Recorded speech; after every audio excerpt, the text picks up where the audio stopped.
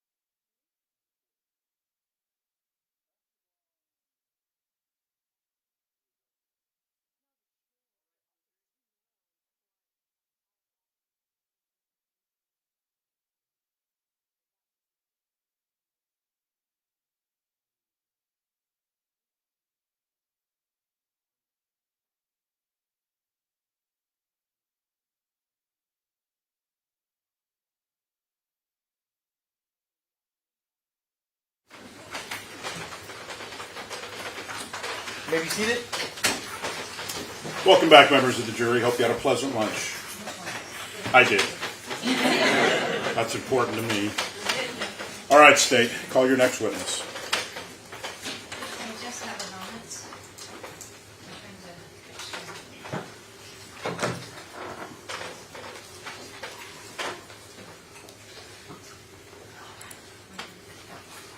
State calls Brenda Oliva.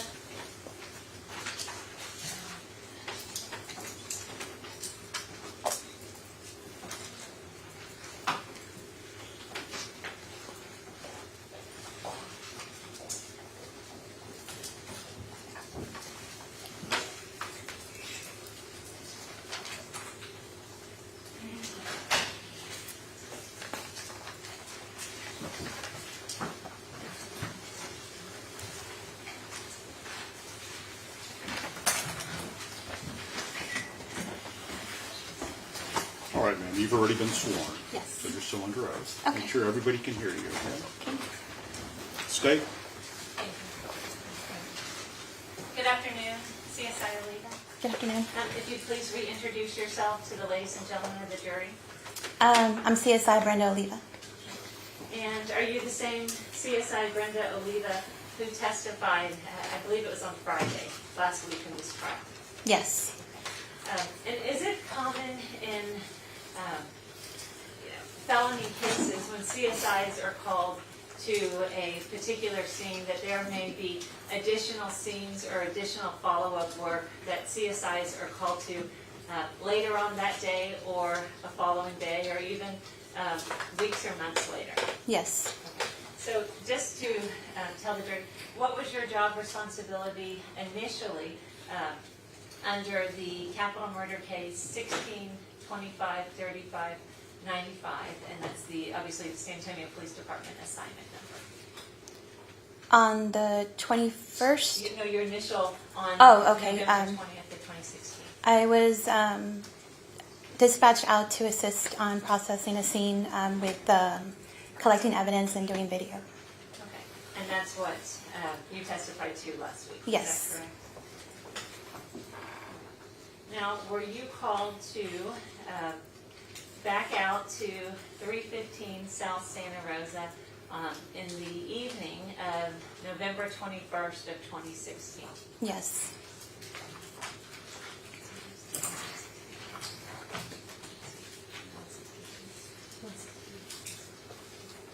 You said yes? Yes, ma'am. Okay. And what was the purpose of being called out to that location?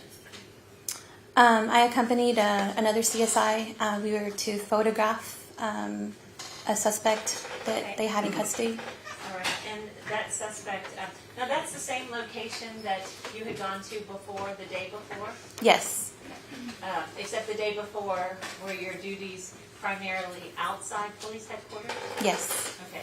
And now the following day on November 21st of 2016, where were you asked to go? To the homicide office located inside of the building Okay. And do you know where that is inside the building? on the 3rd floor. And you said you were asked to photograph the suspect? Yes. Okay. Do you see the suspect, Otis McKane, that you were asked to photograph? Yes, Okay. You see him in the courtroom today? I do. Okay. Would you please point to him and describe what he's wearing and where he's seated? He's sitting on the far left wearing navy blue pants and a light blue shirt and a tie. And for the record, when you look at the three individuals next to me, where is he seated? If this gentleman next to me is number 1, where is the defendant Otis McKane seated? Number 4? So your far left? Yeah, my far left. Okay. And for the record, you've identified the defendant Otis McKane? Yes.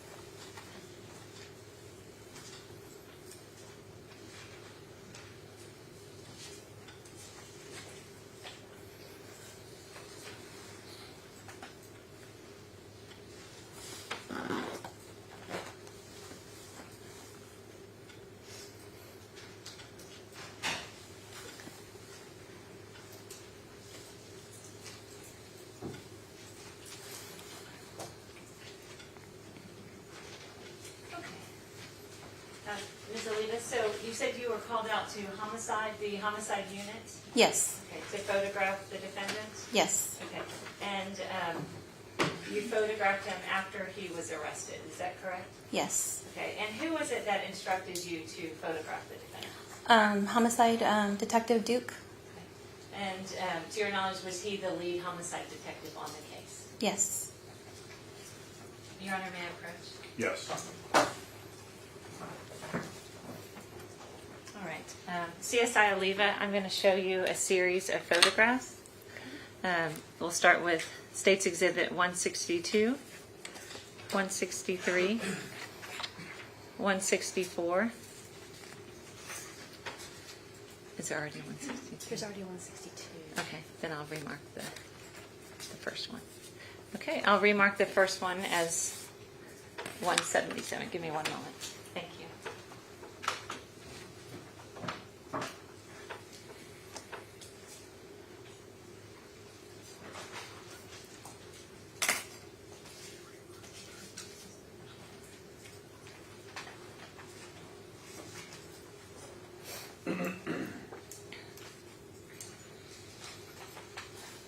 All right, so, may I approach again? Yes. Okay. We'll start with State's Exhibit number 177, and then we'll go back to the beginning. State's Exhibit 163, 164, 165, 166, 167, 168, 169, 170, 171, 172, 173, 174, 175, and 176. Are these photographs that you took yourself? Yes. Okay. And at the request of Detective Duke, yes. Okay. And these photographs fairly and accurately, or do these photographs fairly and accurately show how the defendant Otis McKane appeared on November 21st of 2016 in the evening hours at the homicide office. Yes. Your Honor, this time the state moves to introduce state's exhibits number 163 through 177.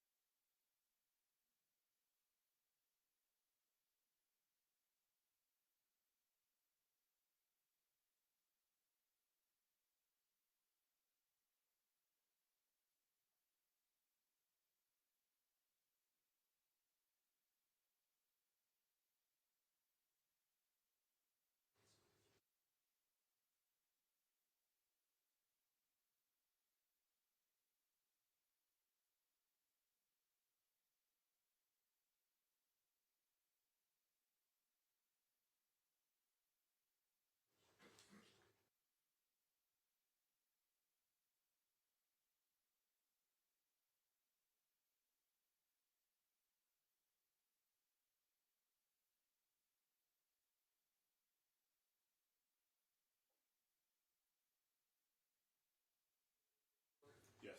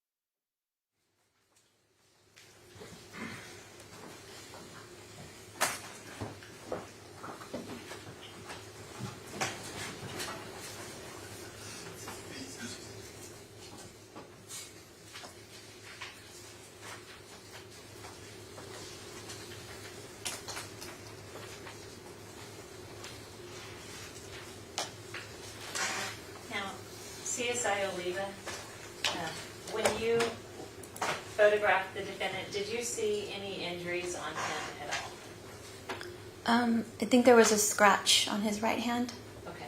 And other than that, did you see any No. injuries? No. Okay. Your Honor, may I publish some of these photos to the jury? Yes.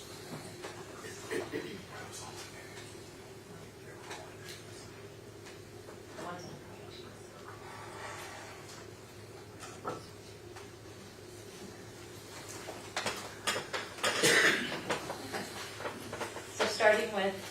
exhibit number 177.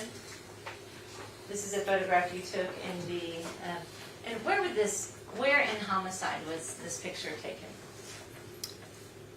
It was in one of the, I believe, an interrogation room. Okay. And so after the defendant's interview with Detective Duke, you came in with another CSI? Yes. Okay, and that's when you photographed him? Yes. Okay. And then State's Exhibit 177 is, how would you describe this photograph? Kind of a full body photograph? Yes, it's just an overall view of him. Okay.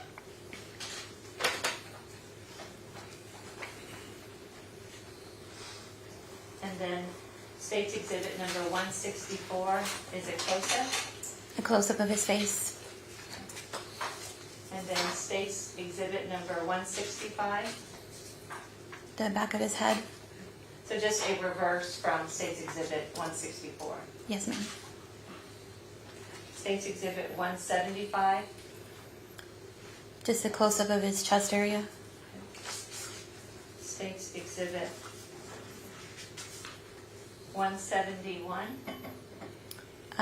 A close-up of his upper back. Okay. And it appears, does it say McKane tattooed on his back? Is that? Yes, I believe so. State's Exhibit 172. Just a close-up of his legs.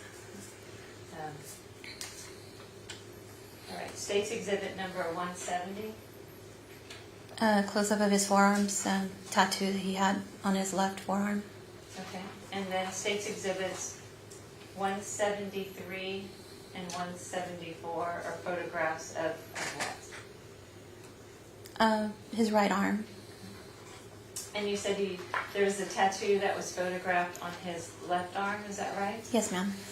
Okay, I'm going to show you State's Exhibit number 167.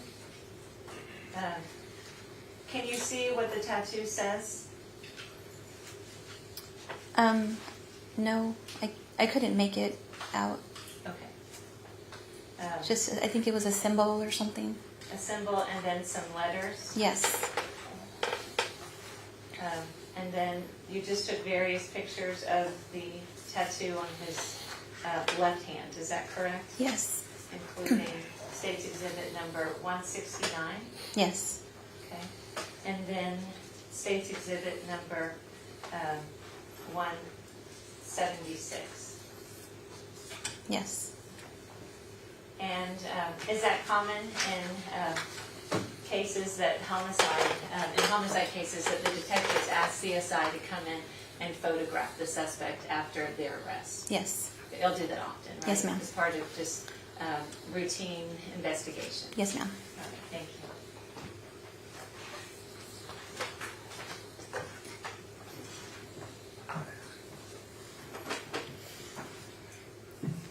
I'll pass the witness.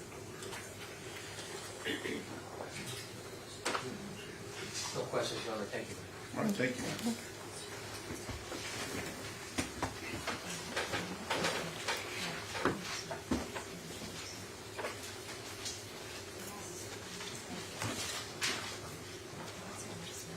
All right, State, call your next witness. At this time, the state calls Sergeant Dwayne Branham.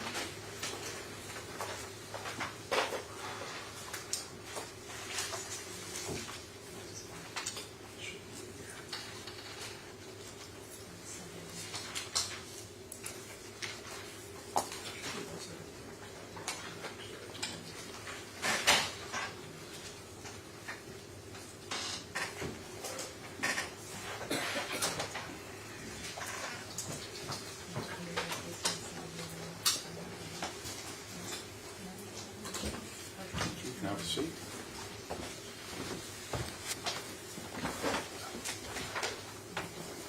Swear you in. Do you solemnly swear or affirm that the testimony you give in this trial will be the truth, the whole truth, and nothing but the truth, so help you God? Yes, sir. You can adjust the microphone. It does move. Make sure everybody can hear you. Can you introduce yourself to the jury and spell your name for the court reporter, please? Dwayne Branham, DWAYNE BRANHAM. State. Thank you, Your Honor. Sir, if you would, please introduce yourself to the jury. Once again, my name is Dwayne Branham. I've been a police officer for approximately 25 years, 20 years with the San Antonio Police Department. And you said approximately 25 years, 20 years at the San Antonio Police Department. Where were you employed before that? I worked for the Lexington County Sheriff's Department in South Carolina. Okay. And so what brought you to San Antonio? My wife and I moved here in 2001 to accept a job with SAPD. Okay. So you came just to work at the San Antonio Police Department? Correct. Okay. And if you would briefly kind of tell the jury where you've worked over the years. And obviously after the academy you began patrolling, right? Correct. 2001, like I said, I started with the police department then. Stayed on patrol from 2001 to 2010. I promoted to detective. For approximately 3.5 years, I worked Special Victims Unit, investigating sexual assaults and family violence cases. After that, I transferred to the Homicide Unit and was responsible for investigating murders and suspicious deaths. 2017, I promoted to Sergeant, and I've been assigned to the Downtown Bike Patrol Unit as one of the shift supervisors on the evening shift. So did you work last night? I did. Okay. And what time did you get off? 4 o'clock. a.m.? Yes, ma'am. Okay. Well, thanks for being here. Yes. So you said back in 2016 you were assigned to the Homicide Unit? That is correct. Okay. And what were your duties at that time in the Homicide Unit? Again, I was responsible for investigating suspicious deaths, homicides, suicides, anything of that nature pertaining to the death of an individual. Okay. Were you on duty on November 20th of 2016? That would be a Sunday. At the time I was currently off, I was contacted by my sergeant at the time, Sergeant Otis McKane, to come in and assist with a death of a police officer. Okay. And you said you were called in to assist with the death of a police officer. Who was that police officer? Detective Benjamin Marconi. Did you know Detective Marconi? He and I briefly worked together for, I think it was a few months. When I was in SVU, he had transferred in SVU, and then I transferred out of the unit. So we worked together for a couple months. Okay. And you said SVU, that's a Special Victims Unit? Yes, ma'am. And you're on a man approach? Yes. And so I'm going to show you what's been introduced into evidence as State's Exhibit number 112. Do you recognize the individual in this picture? Yes, ma'am. Okay, and who is this individual? Detective Marconi. And that's Detective Benjamin Marconi? Yes, ma'am. So you said then that you were called in from, Sergeant McCourt called you in? Yes. Okay. And he was your immediate supervisor Correct. at the Homicide Unit? Yes. Okay. And so what were you called in, which day were you called in, Sunday or Monday? The day of the apprehension of the defendant or the day that Detective Marconi was murdered? I was called in that day, that Sunday. That Sunday? Yes. Okay. And so what were some of your duties or responsibilities that you handled that day, Sunday? It was more or less intelligence gathering. We were trying to obtain leads and follow up any type of leads that were coming in pertaining to the shooting death of Detective Marconi. And were you working with other detectives when you were like looking at or following these leads? Yes. Okay. And if you could just briefly tell the jury kind of what was occurring in terms of the number of people or the investigation. There was multiple detectives and officers assigned to trying to run down leads on who could be responsible. We were following up on information that was coming into the police department. As far as a head count of individuals, I have no idea. I know there was probably upwards of 30 officers at minimum working on it, to include other various agencies. Okay.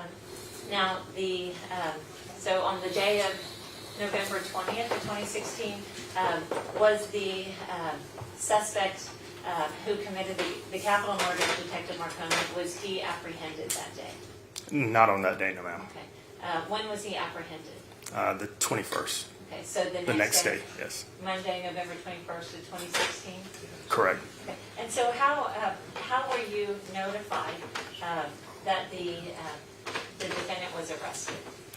I was contacted by Captain Gallegos, lieutenant at the time, and he had informed me that they had gathered intelligence pertaining to the location of the defendant who was already listed in an arrest warrant. Myself and Detective Carrillo responded to the location of a traffic stop in which the defendant was located at the time. And again, I was asked by Captain Gallegos to respond to that scene to obtain some consent to search forms to be signed by a Christian Fields who was in the car at the time also. And you said you went with Detective Carrillo? Correct. Okay. And do you recall the location where you went to? Where it was? I don't recall the exact address. I know it was on IH-10, I think 1516 or something like that, where the traffic stop was conducted. And at what point did you arrive at that location of IH-10 and FM 1516, where the traffic stop was conducted? Myself and Detective Carrillo arrived after the traffic stop was conducted, and I believe SWAT had taken down the vehicle, stopped the vehicle at the time.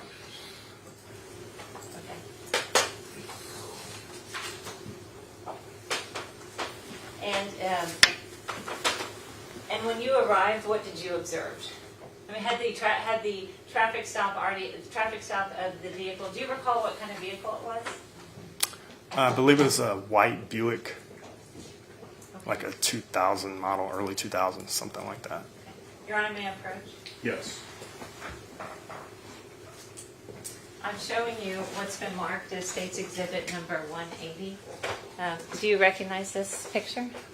Yes. Okay, and what does State's Exhibit number 180 show? White Buick Century. Okay, and is this the white Buick that you're referring to that had been stopped, and you said SWAT arrested the defendant, is that correct? That's correct. Okay, that you saw when you came out to the location of IH-10 and FM 1560? Correct. 1516, yes. 16, okay, thank you. And does this picture fairly and accurately show the white Buick and also the location of where the stop, or where the Buick was when you arrived? Yes, ma'am. Okay, Your Honor, this time State moves to introduce State's Exhibit number 180.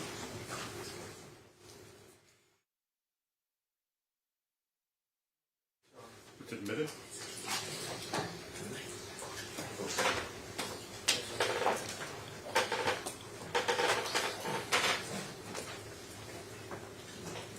So,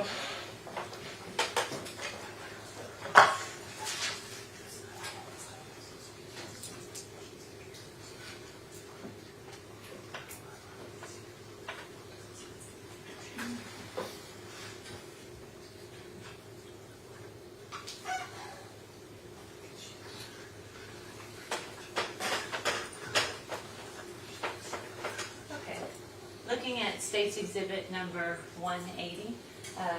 So when you arrived, where was the defendant, Otis McKane? Did you contact him personally? No, I did not. Okay, and do you know where he was? Had he already been removed from the vehicle? Yes, ma'am, he had. Okay, and what about Christian Fields? Had she already been removed? She had already been removed as well. Okay, and so you said you didn't make contact with the defendant. Did you make contact and speak to Christian Fields? Yes, I did.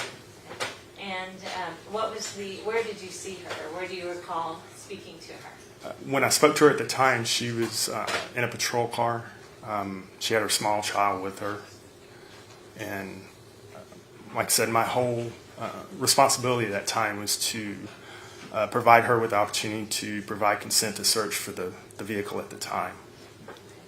Did you bring with you to the scene some consent to search forms? Yes, I did. Your Honor, may I approach? Yes. I'm going to show you what's been marked as State's Exhibits number 181 and 182. Do you recognize these documents? Yes, ma'am. Okay.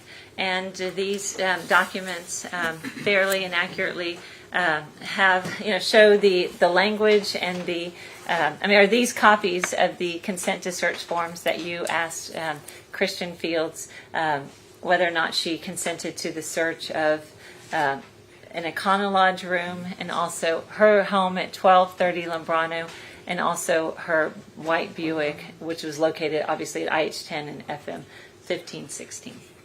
Yes. Okay. And how do you go about, if you can explain to the jury, how did you go about asking her for consent? What's the process that you went through with her? At the time, I want to explain to her that there was an ongoing current criminal investigation that we were conducting. Given the circumstances of the nature of the crime, I explained to her that I would like for consent to allow us to search a vehicle, as the registration of the vehicle had been ran through DPS and it came back registered to her. Therefore, she was the rightful owner of the vehicle and was operating the vehicle at the time. So I gave her an opportunity to sign a consent to search, and she did. I object, Your Honor, to hearsay and testifying from an item not in evidence. Well, he's not testifying from the item yet. He's speaking about his conversation with her in terms of obtaining consent. And he was about to say what she replied, that's hearsay. Your Honor, What's the hearsay response? Your Honor, the hearsay response is the remark itself has legal significance. It's like a contract. It's like Judge, Not- would no, you okay. approach the bench and not have this prosecutor testify from counsel table? Excuse me. He asked me for a response. Don't talk to me, talk to the judge. Don't go. Judge,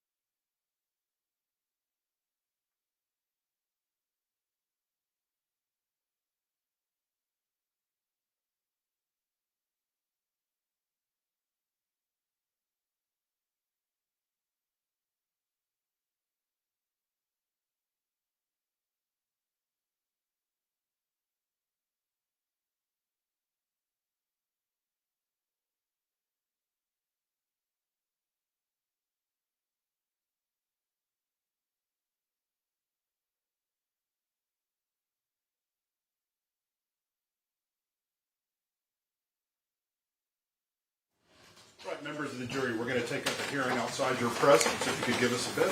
All right, Mr.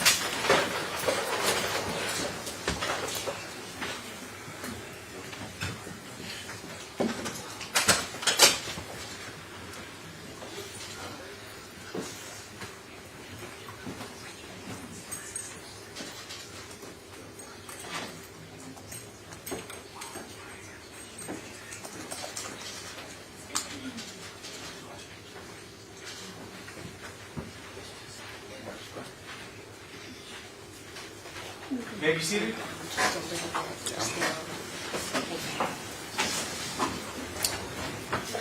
All right, you may proceed.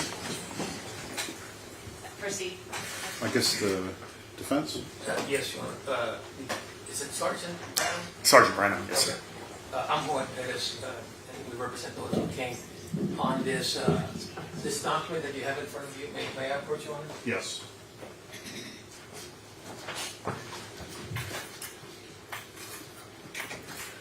Okay, with regards to State's Exhibit 181 and State's Exhibit 182, the title on these two is Consent to Search. Is that correct?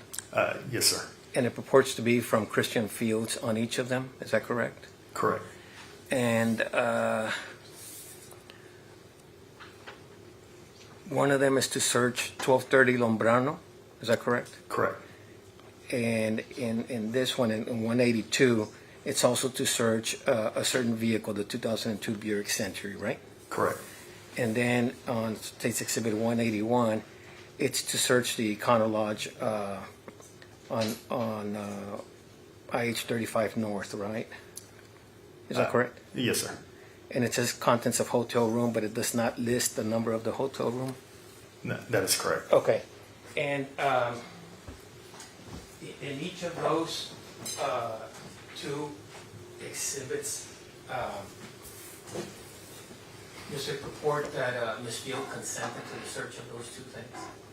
Of those three places, the Lombrano, the vehicle, and the Econo Lodge? It's a consent to search. Is that what you're asking? Yes, yes. Correct. And did she sign and affirming that? Correct. Okay. And then, did you conduct the searches? No, I did not. Okay, so your part was only to obtain this consent from Ms. Fields on those two exhibits? Correct. Okay. Pass the witness, Your Honor. I'll ask some follow-up questions. Sergeant Branham, when you presented these two consent to search forms to Ms. Fields, one of them is specifically for the Econo Lodge room, is that correct? That is correct. And which number is that? State's Exhibit number 181. 181. If you would, when you presented this to her, did you read the form at the top to her? Correct. Okay, so if you would explain the process of how you obtained her consent pertaining to State's Exhibit number 181 with the Econo Lodge and State's Exhibit number 182 pertaining to the consent of her home at 1230 Lombrano and her vehicle, the 2002 Buick Century, license plate number HBJ 7366. Well, as within the standard practice to obtain a consent to search, we read the form verbatim. That was always my way of handling the investigation. Read the form verbatim and explain to them they do have an option to not consent to this. And if they're allowing the consent to go forward, then I just need their signature saying they're waiving their Fourth Amendment right to not have the property searched. Okay. And at the time that you asked for Ms. Fields' consent, she was not under arrest, is that correct? Correct. Okay. She was free to leave. Correct. She was free to say no, is that correct? Correct. And said, no, you cannot search it. But did she say that? No, she did not. Okay. And so, did you promise her anything in exchange for her agreeing or allowing, giving her consent? No, I did not. Okay. Did you threaten her or coerce her in any way in order to give consent to search the hotel room at the Econo Lodge and also her home at 1230 Lombrano and then her vehicle that's shown in State's Exhibit number 180? No, nothing was promised in return. Okay. And in your opinion, Sergeant Brannon, did Ms. Fields freely and voluntarily agree to allow you to search these the two locations, Econo Lodge and her home, and also her vehicle on November? Did she freely and voluntarily agree on November 21st of 2016? Yes, she did. And she signed both State's Exhibits 181 and 182 in your presence? Yes, she did. And did she also initial in 3 places, one place in State's Exhibit 181 underneath the location to be searched? In that case was the Econo Lodge. And then also did she initial on State's Exhibit 182, each place under her home on Lombrano and under the information pertaining to her Buick Century? Yes, she did. All right. We'll pass the witness. May I just borrow the exhibit so Mr. Fuchs can look at them also, Your Honor? Yes. Thank you, officer.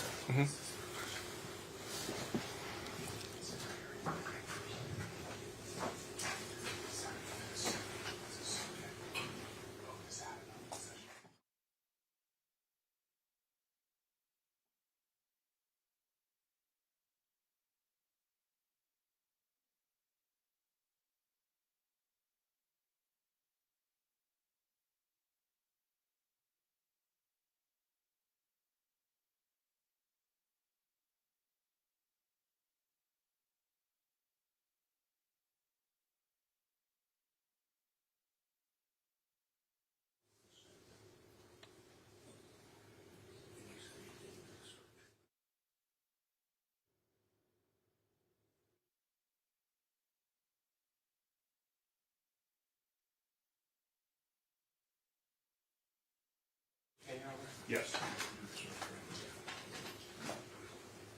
You did not conduct this searches to which you were giving consent. Is that accurate? Correct. Okay. Just going to show them to you. Pass the witness again, Your Honor. And looking at, I know you don't, I think the judge has the forms in front of Sorry. him, is that correct? But from your memory, looking at State's Exhibits number 181 and 182, do they allow, not only, she's getting consent for you to search, but also, does it allow for any other police officers to conduct a search by looking at State's Exhibit number 181 and 182? It says police officers of the city of San Antonio. Okay, so the consent doesn't just apply to you personally searching, is that Well, I'm going to correct? object, Your Honor, because it does. Yeah, No, it doesn't. If I just might real quick.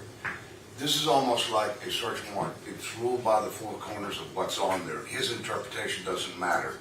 When this hearing is done, we will ask the court to read it and have the court interpret the applicability of the law, not this witness. So what, I mean, essentially, State, what you're asking is whether he can testify that she consented to the search. Is that right? Well, what And we're saying is he's well, wrong. He's asking me. The consent to search is not for any police officer. It's specific as to the officer or officers who obtain that consent at the presence of the person who's consenting. It is not a general search warrant for any cop to serve. It is specific to the officers who are given the consent.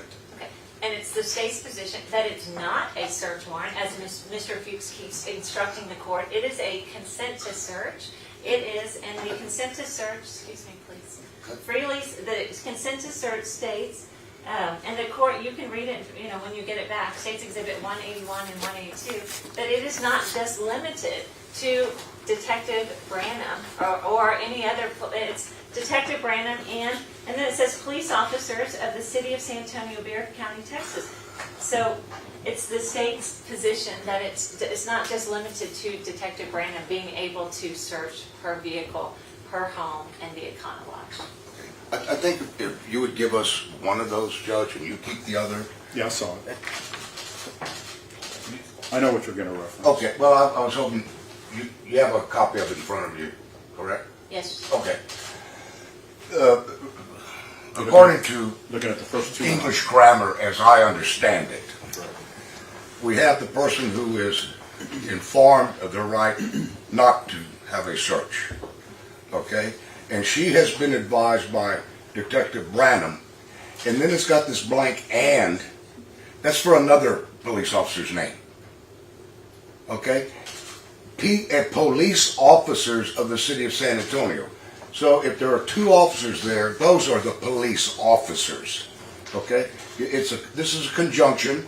There's a comma, and it goes back. The police officers are these possibly two individuals.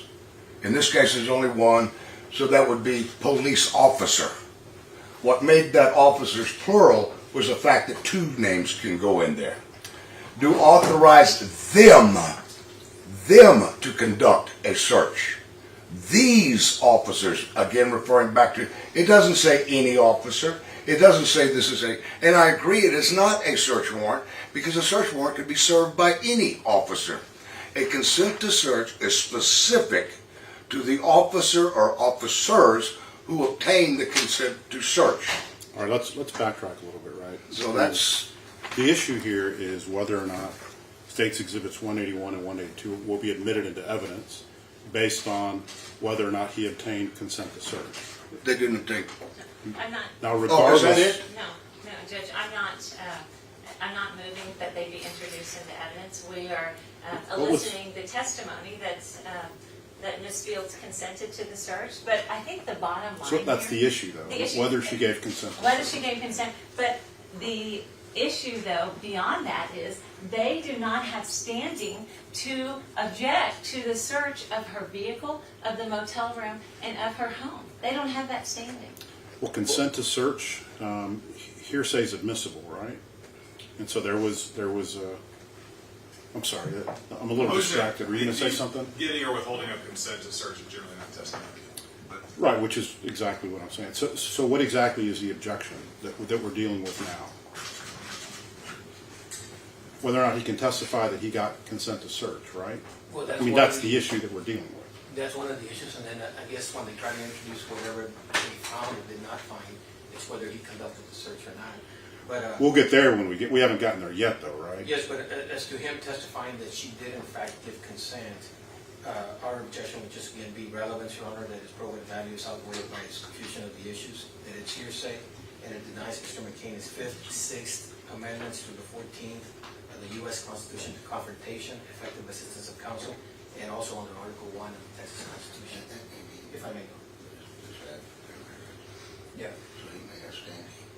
And also, Your Honor, that at the time this happened, Mr. McCain and Ms. Fields were married, and he may have standing as far as the husband-wife privilege, Your Honor. All right. So on conduct a 403 balance, the court finds that the probative value substantially outweighs the prejudicial effect. Overrule the other objections, including the 403. Anything else? Not from the state, Your Honor. Not from the defense, Your Honor. You want to bring the jury back in? We're ready for that?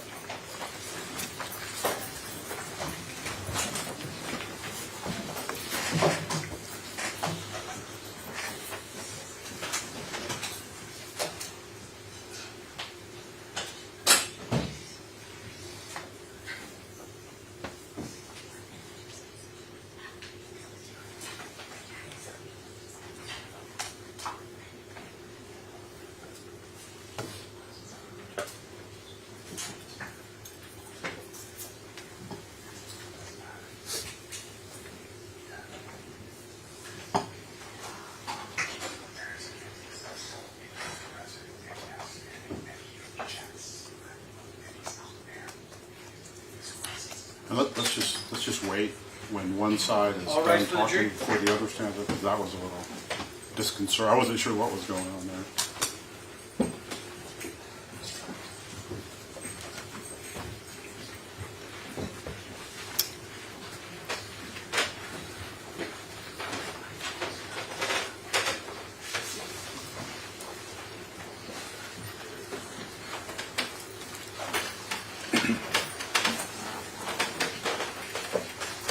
May be seated.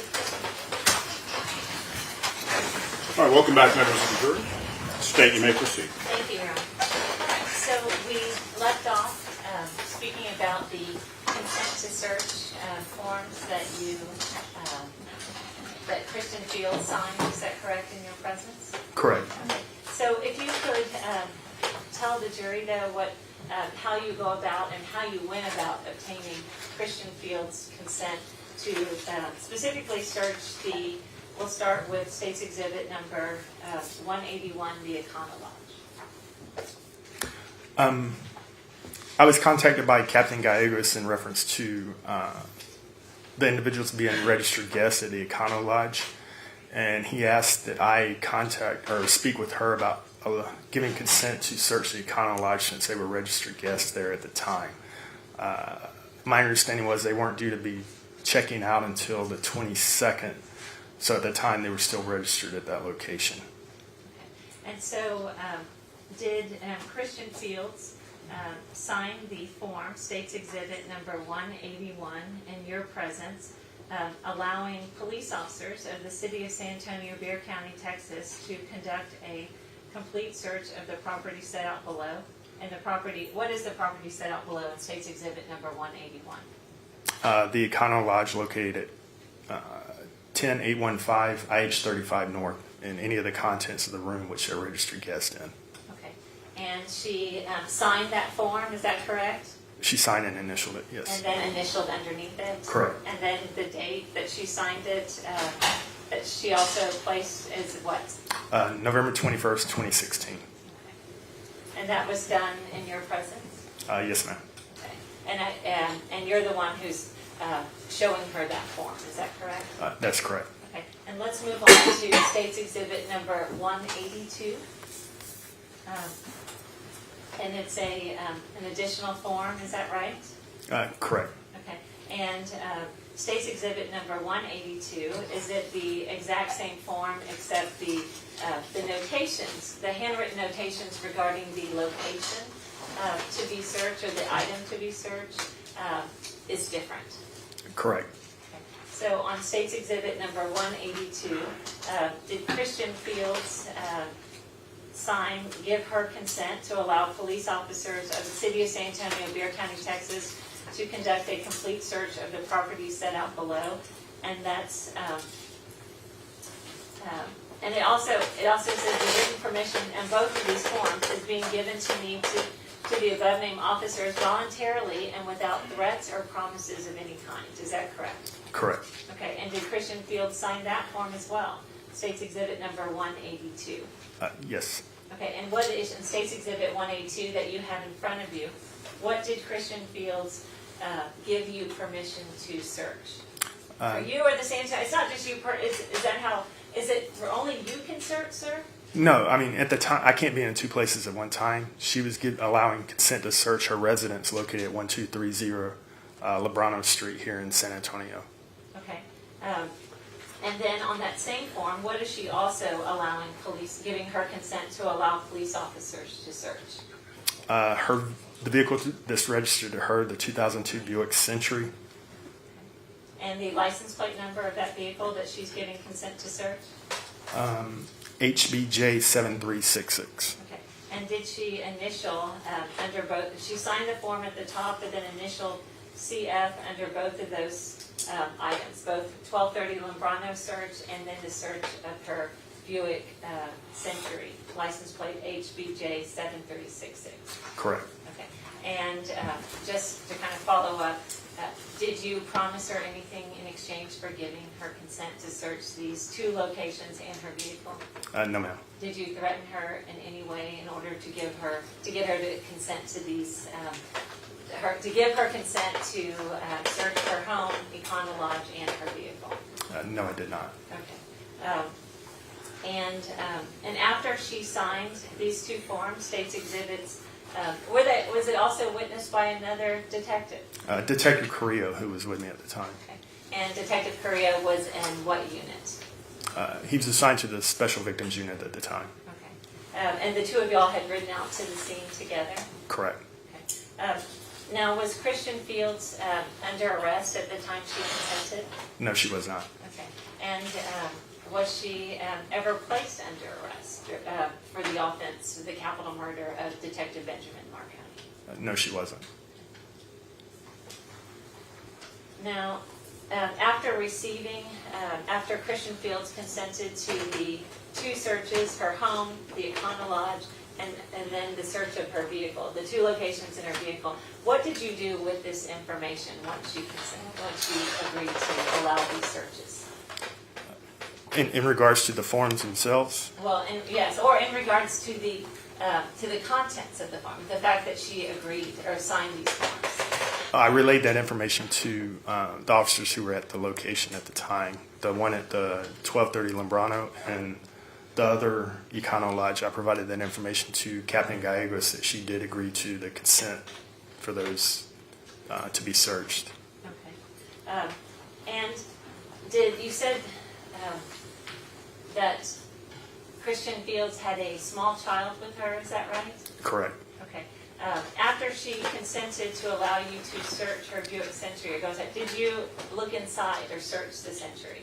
I did. Just in plain view, there was a small bag that she told me she was utilizing as a diaper bag. So I removed that, searched the contents of that just to make sure there was nothing of any evidentiary value. The only thing in there was personal baby items that she needed to change the diaper on the child. Therefore, I allowed her to take the bag and change the baby's diaper. Okay. And the baby that was Christian Fields' baby that was with her is a small child. Is that correct? Yes, ma'am. Okay. Did this small child get to accompany Christian Fields when she went downtown to the police station? The child remained with Christian the whole time. Okay. And then you said you searched the diaper bag to make sure. What was the purpose of searching the diaper bag? I just wanted to make sure there was no weapons or anything inside the bag. Okay. Before you gave it to her? Correct. Now, when you were with Christian Fields, when you first made contact with her, you said she was sitting in a patrol car? Correct. Okay. Did she ask you any questions about the capital murder? Did she ask you any questions about why they were stopped or what's going on, why there's so many officers around them? No, I'm going to object to hearsay, Your Honor. Okay. Response? Well, my response is it's a question. I'm asking, if we can have a hearing outside the presence of the jury if you want, but there's no hearsay elicited in this question. In this answer. All right, then rephrase your question.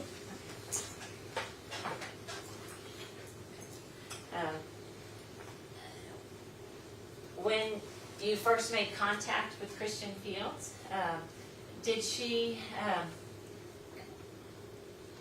is it common when an individual is, in your experience, right, officer, you've been a police officer, 25 years? And probably at the time you would have been a police officer, 21 or 21 years?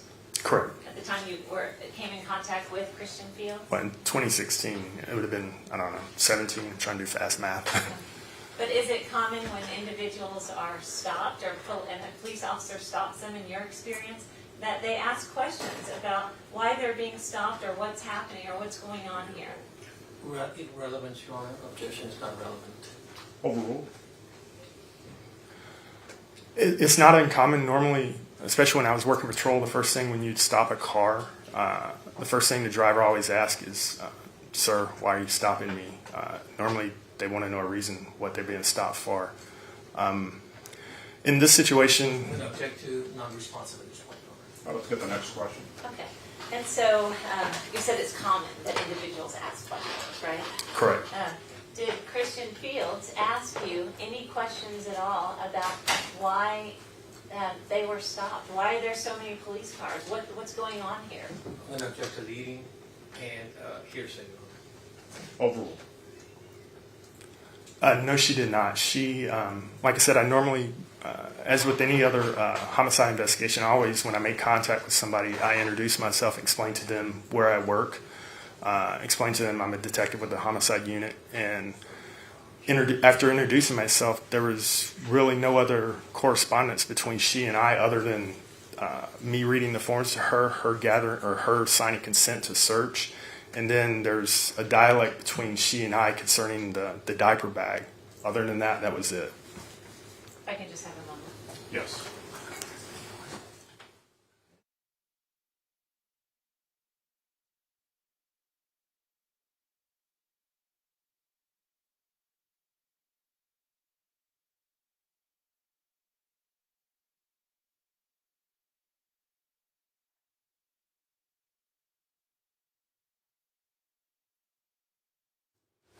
And so after, you said after she had signed the forms, you gave her the diaper bag for her to, for the diaper bag to go with her and with her child downtown to police headquarters.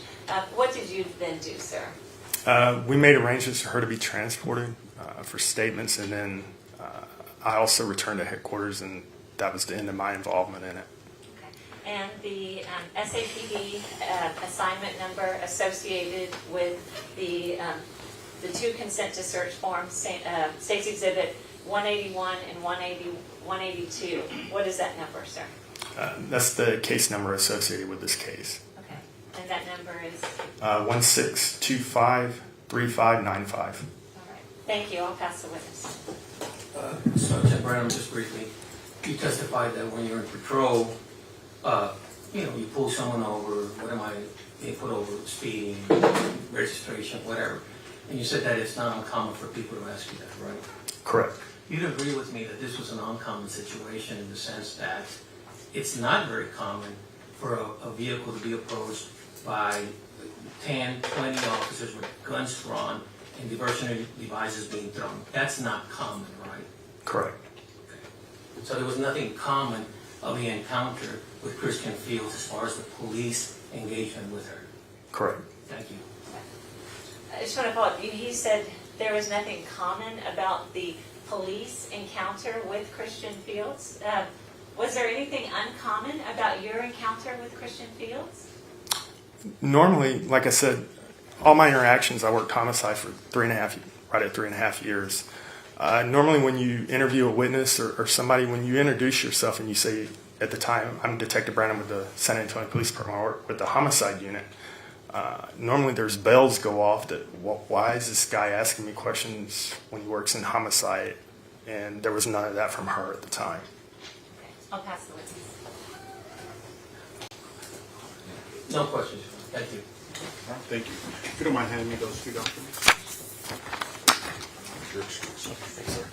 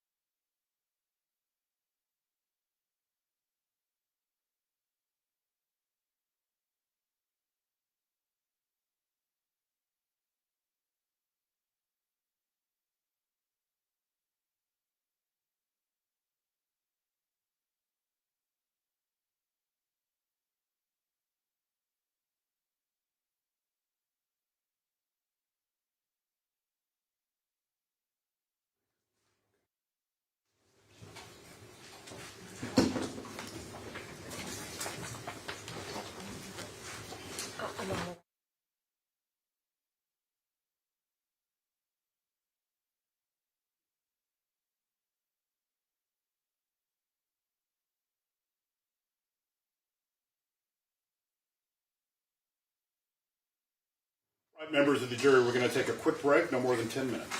All right, for the jury.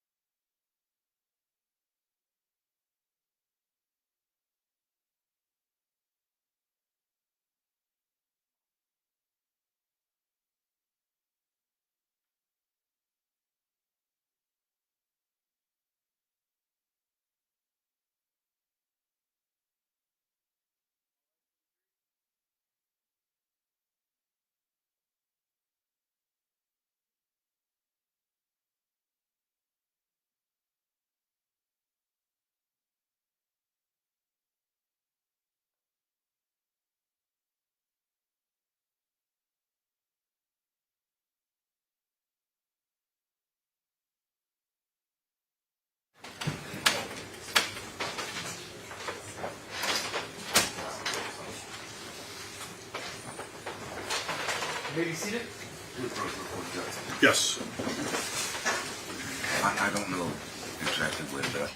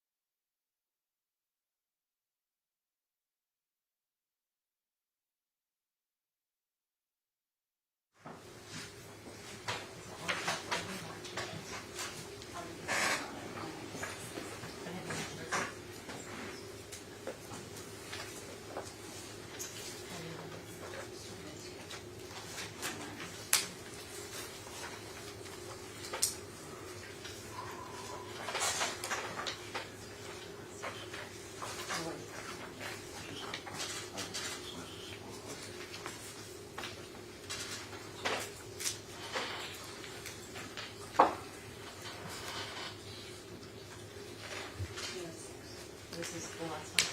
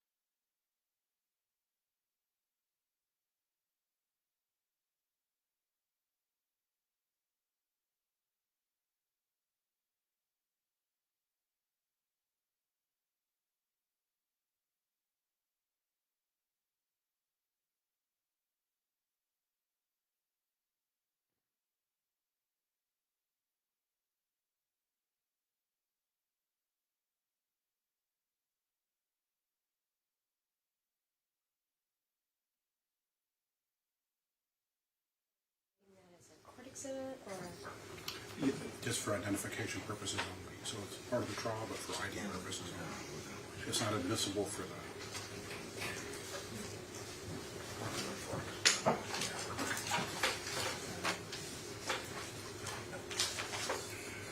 All right, State, call your next witness. State calls Catherine Andrews England.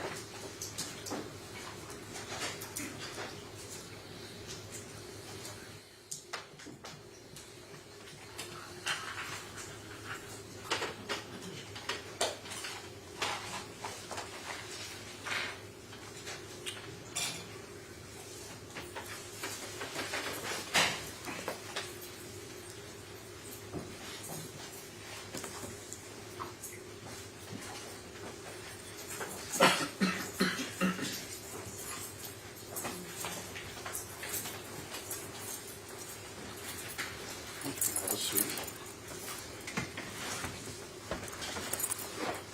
I'm going to swear you in. Do you solemnly swear or affirm that the testimony you give in this trial will be the truth, the whole truth, and nothing but the truth, so help you God? I do, yes, sir. All right. You can approach the microphone, make sure everybody can hear you. Introduce yourself to the jury and spell your name for the court reporter, please. Catherine Imler, Catherne.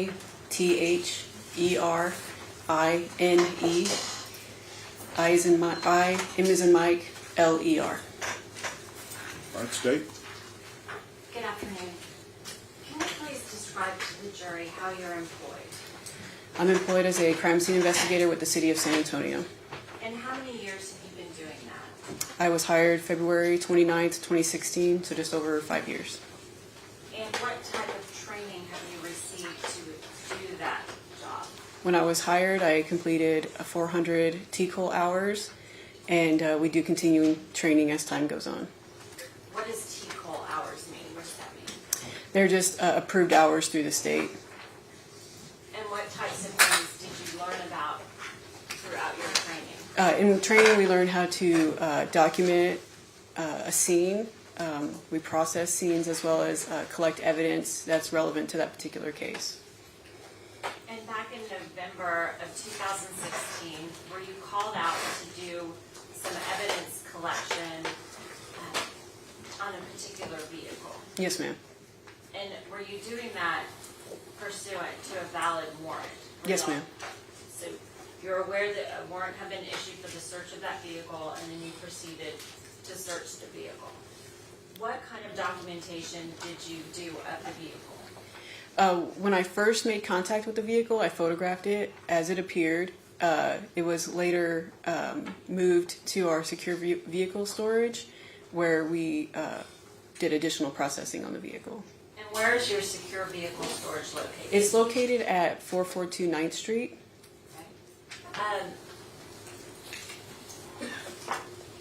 Can you please tell us what the vehicle was that you were conducting the search on? Yes, it was a 2011 Mitsubishi Galant. And what was the VIN number, please, and the license plate? The license plate is HJV2098, Texas plate. The VIN number, if it's okay with you, I'm going to read it phonetically. Is that okay? Okay. 4 Alpha 3 2 Bravo 2 Foxtrot 1 Bravo Echo 0 2 3 2 1 8. All right. And so when you arrive at the 9th Street, like vehicle lockup, what do you find? I observed the vehicle in the stall that we identify as number 2. I observed it backed into the stall, and I observed my supervisor there as well as some additional CSIs. What kind of shape was the vehicle in? It had some damage to the vehicle. It had damage to the hood, the windshield, the roof of the vehicle, as well as the back windshield. Okay. Were you asked to do anything other than photograph? When I was at the secure vehicle storage, I was asked to collect paint scrapings that were initially asked of me from the homicide detective that pointed out particular areas that he wanted scraped. Your Honor, may I approach? Yes. I'm showing what's been marked as State's Exhibits 183 to 205 and then 207. 183 to 205 inclusive and then number 207. Can you please look through this?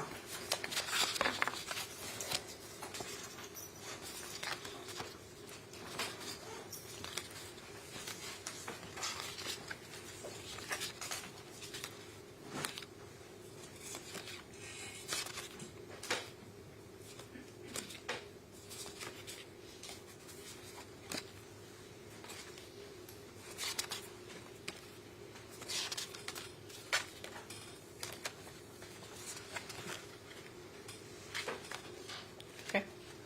Do you recognize these? Yes. Were you the one that took these photographs? No, ma'am. CSI Jolie Imler took these photos. But y'all were together. Yes, we So were there this- together. Was this how the car appeared on that day? Yes, ma'am. Back on November 21st, 2016 at 9th Street. Yes, ma'am. At this time, State moves to offer into evidence the State's Exhibits 183 to 205 inclusive and State's Exhibit 207.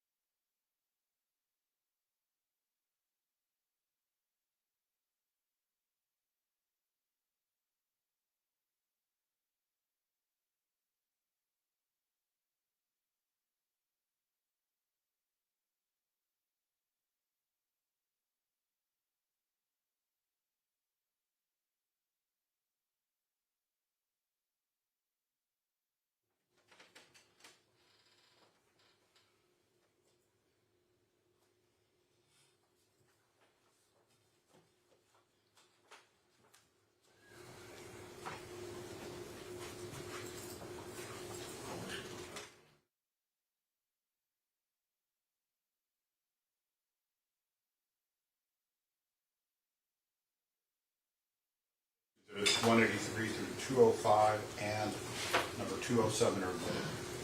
Permission to publish to the jury? Yes.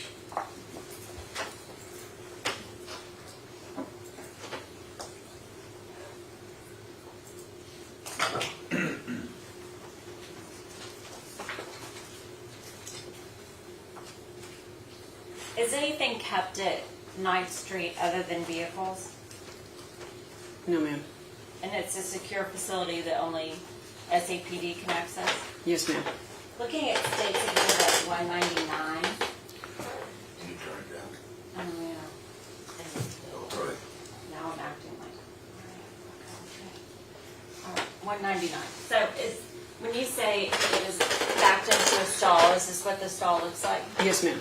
And you do this because it's plenty of good lighting and you can fully search the vehicle. Yes, ma'am.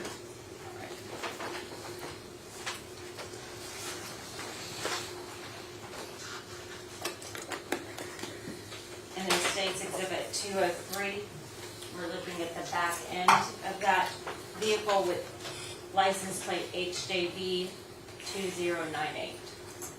Yes, ma'am.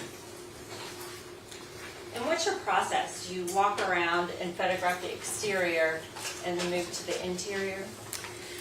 Yes, ma'am.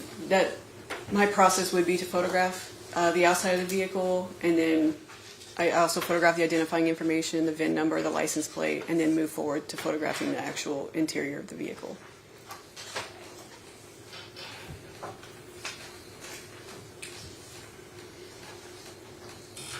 And here in State's Exhibit 195, what do we see in this photo that you were photographing? I just want to be clear, I didn't take these pictures. It was CSI Jolie Imler that took these photos. But is there, But this is how it appeared when I was on at 9th Street. What you're looking at is the paint scraping, essentially, that I ultimately ended up collecting. all right. And is that what we see here in State's Exhibit 184? Yes, ma'am. More paint scrapings.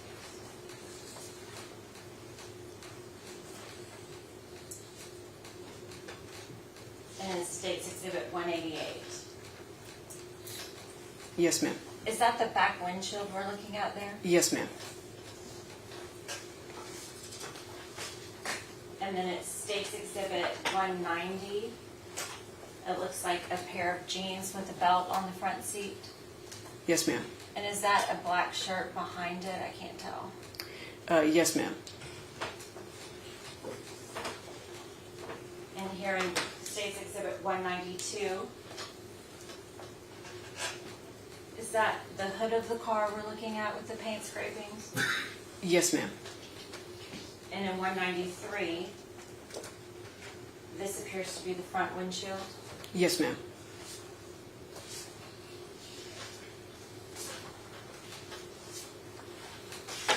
And in 190, State's Exhibit 198, is that a picture of the VIN number? Yes, ma'am.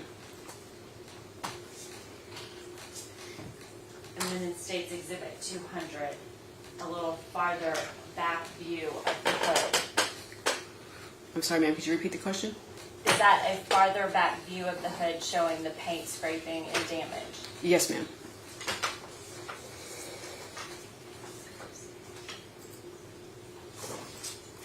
And in 197, it appears to be a close-up view of what we just saw in 200. Yes, ma'am. Right, which is the paint scrapings. So after the vehicle was fully documented and photographed, what did you proceed to do? Once CSI Imler photographed the vehicle, we decided that she would process the interior of the vehicle and I would process the exterior of the vehicle. At that point, I was already advised that they wanted paint scrapings from the vehicle, so that's when I proceeded to collect the paint scrapings. How do you go about collecting paint scrapings? What I do is I have a single-use razor blade, and so I use that razor blade, essentially cut the paint off the vehicle and place it into an envelope. Can you sort of use your hands and show the jury how you go about doing that? Yes, so this is the vehicle, I have my razor blade, I essentially rub against it to collect the paint. I then place those pieces into an envelope. And what is the purpose of doing this? Ultimately, I believe they were wanted to be collected so they could compare it to something down the road, just to essentially preserve that evidence for lab testing down the road. Did you know anything about the events of November 20th, how Detective Marconi was murdered? I did not make the primary scene, so my knowledge of what occurred was secondhand information from the homicide detective that knew more than me, and that's why he specifically asked for certain things to be processed. So I knew some details, but not everything. Okay. So were you aware of this vehicle busting through traffic arms at PD? Yes, ma'am, they did tell me that. And so the purpose of what you're doing was to get the paint scrapings that were from the traffic arm? Yes, ma'am. May I approach? Yes.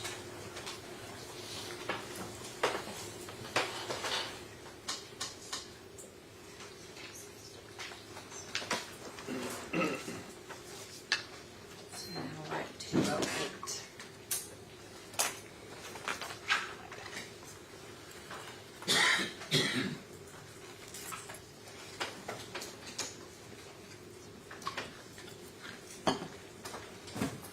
So do you recognize these two packages here?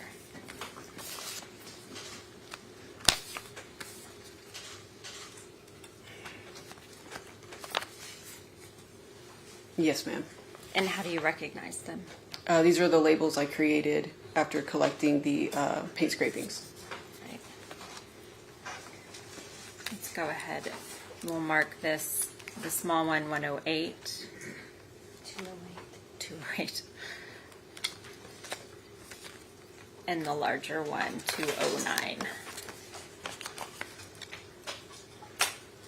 Will you please open them up and look inside and see if what's in there is in there, please? Yes, ma'am. Do you have a pair of scissors I could? I had some yesterday.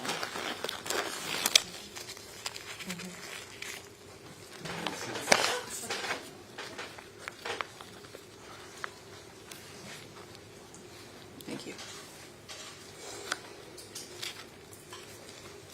And did you put your initials and the date on both of these items of evidence Yes, ma'am. without pulling it out, if you can tell?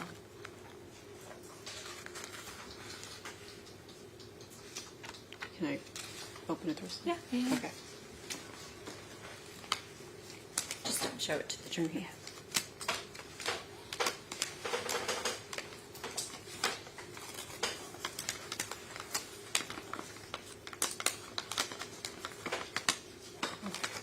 Okay.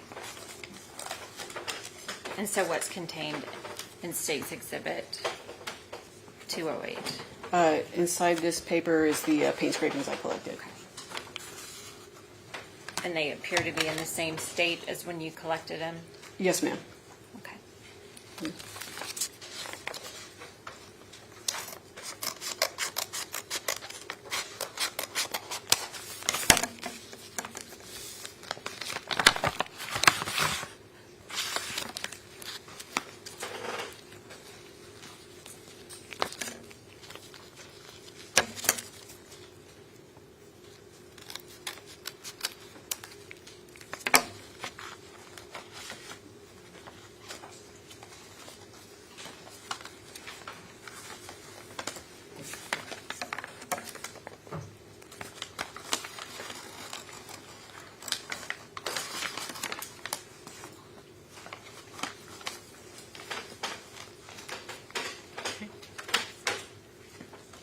All right. And is what's inside what we'll call 209A?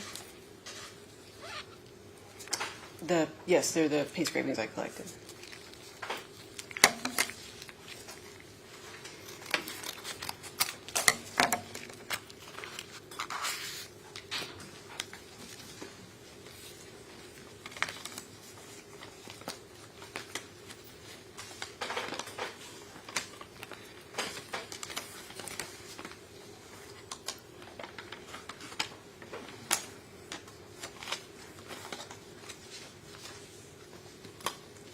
And same with 209B. Yes, ma'am. And do you note on there where you took the scraping from? Yes, ma'am. Okay. Yes. Check this.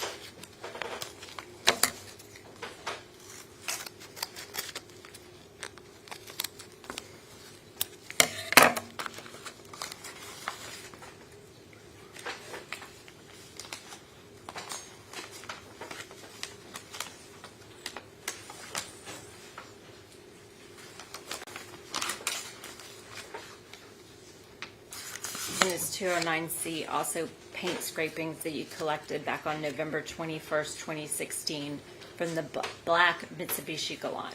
Yes, ma'am.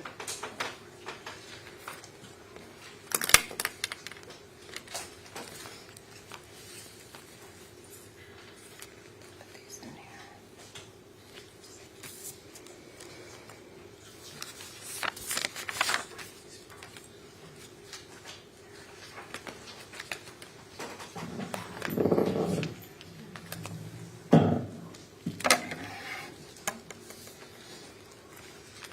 Right.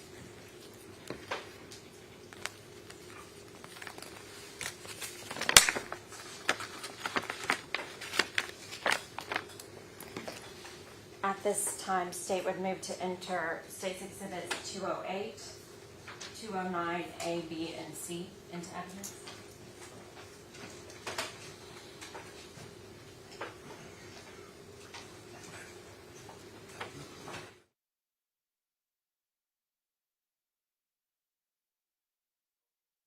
Right, they're admitted.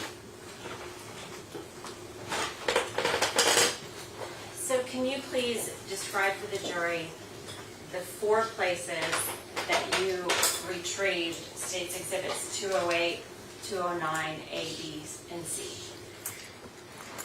Yes, ma'am. So the first place I collected was from the front driver's side bumper area.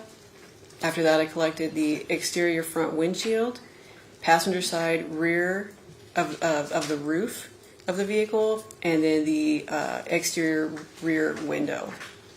And so these would be the 4 places where we can see the damage on that vehicle in the photos. Is that correct? Yes. Did you do anything else when you were processing this vehicle? I did attempt a latent print search on the vehicle, and that was it after that. Were you able to collect any latent prints? I was able to collect some latent prints from the driver's side visor mirror. The other areas came back negative. And how do you go about collecting a latent print? In this case, I used a single-use brush as well as a single-use black powder source. Essentially, I used a single-use brush, I dip it into the black powder, and then I apply it to the surface that I'm attempting to search prints on. I then use tape. If I observe anything that looks or appears to be a latent print, I use tape and lift that print, and then I place it onto a print card. And then what happens to the print card? I turn in the print card, and it goes to the latent print experts at headquarters. And was that the end of your involvement with this vehicle at 9th Street? Yes, other than just assisting CSI Imler with a secondary search once we collected the items of evidence, we did one additional search, and then that was it.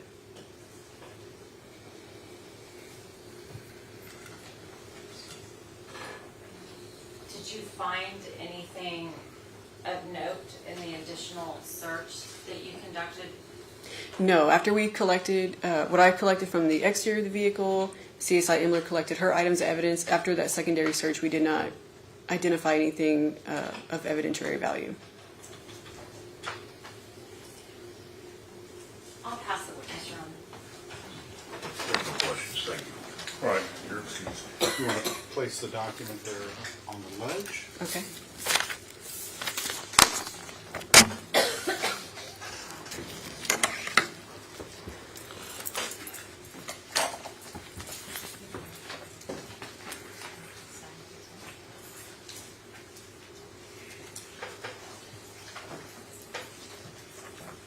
All right, State, call your next witness. Here at this time, the state calls Sunny Patel.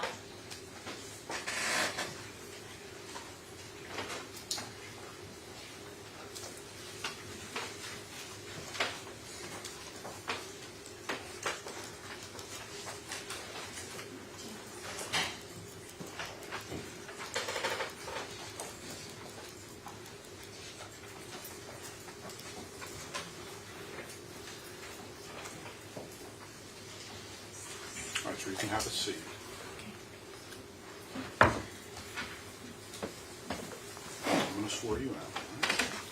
Do you solemnly swear or affirm that the testimony you give in this trial will be the truth, the whole truth, and nothing but the truth, so help you God?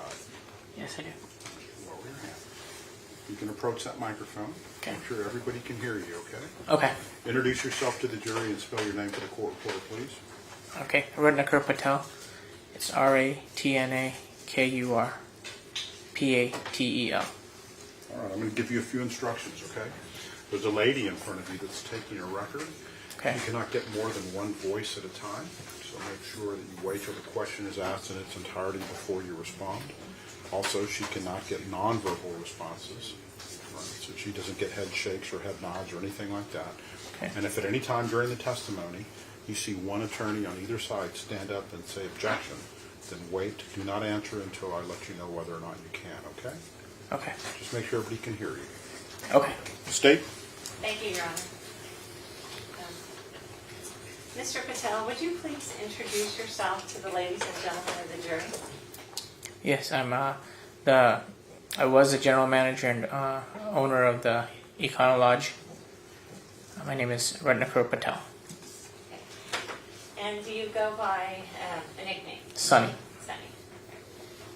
Mr. Patel, I'm going to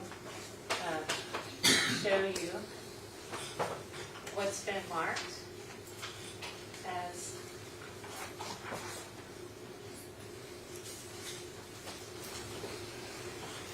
State's Exhibit. Just a moment.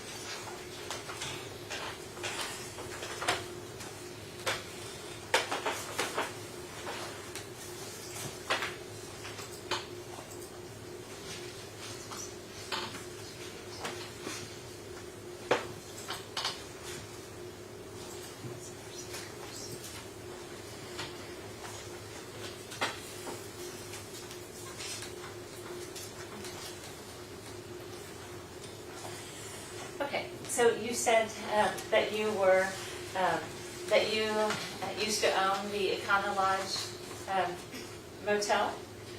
Correct. Okay, and the Econo Lodge motel that we are talking about, where is it? Where was it located?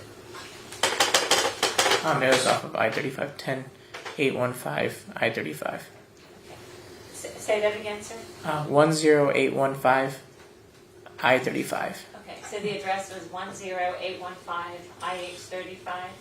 Correct. And where in San Antonio was that Econo Lodge at that address? Like if we're, I mean, obviously the address you've given us, but where in location to say downtown is that Econo Lodge? Northeast. Okay, northeast. So is it, if we take 35 from town, do we pass 410? Yes. Okay, so it's just kind of outside of 410, but still within San Antonio city limits? Yes, within the city limits.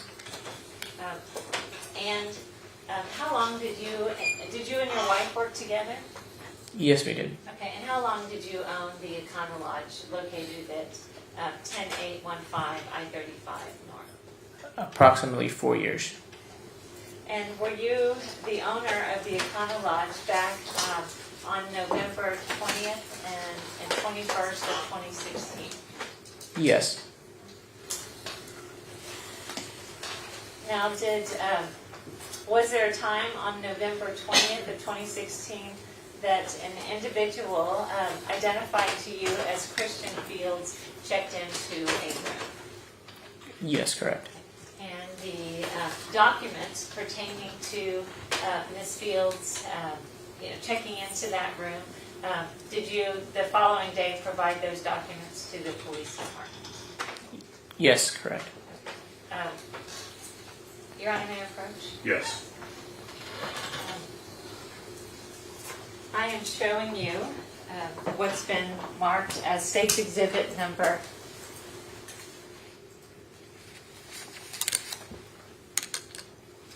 210, 211, 212, 213, 214, and 215.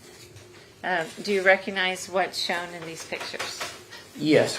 Okay, and do these pictures fairly and accurately show the Econo Lodge, both the exterior of the Econo Lodge and then interior of the hotel, specifically room 213 on November 21st of 2016?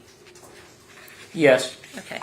And were you present when police came to the Econo Lodge on November 21st of 2016 and took pictures and processed the room? Yes. Okay. I'm also going to show you what's been marked as State's Exhibit number 217. Do you recognize what's shown in 217? Yes. Okay, and what is this document, State's Exhibit 217? It's the registration form when you check in. Okay, and so this particular registration form, how is it created when an individual checks in? They present their ID to the front desk agent. Front desk agent will enter all their information in and create a reservation. Okay, and do you have to have a reservation in order to stay at the Econo Lodge, or can you just show up and if there's rooms available, get a room, as long as you have an ID and have the money to pay for the room? You may create a reservation, or you may just walk in and obtain a room. Okay, and on this case, are you able to determine by looking at State's Exhibit 217 whether or not Ms. Fields had a reservation or if she just came to the hotel and got a room? No. No, you're not able to tell. Is that what you're saying? No, this doesn't tell you if it's a reservation or if they just came in. Okay. And so on State's Exhibit 217, as the owner of the Econo Lodge, as that and State's Exhibit number 218, what is State's Exhibit number 218? The guest ID. And you said, is it common when a guest checks in that you obtain a copy of their ID? Yes, it is. Okay.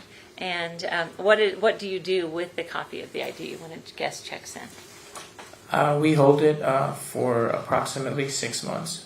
Okay. And so in this case, you didn't need to hold it for 6 months. Is that right? Correct. Okay. The police came on November 21st of 2016.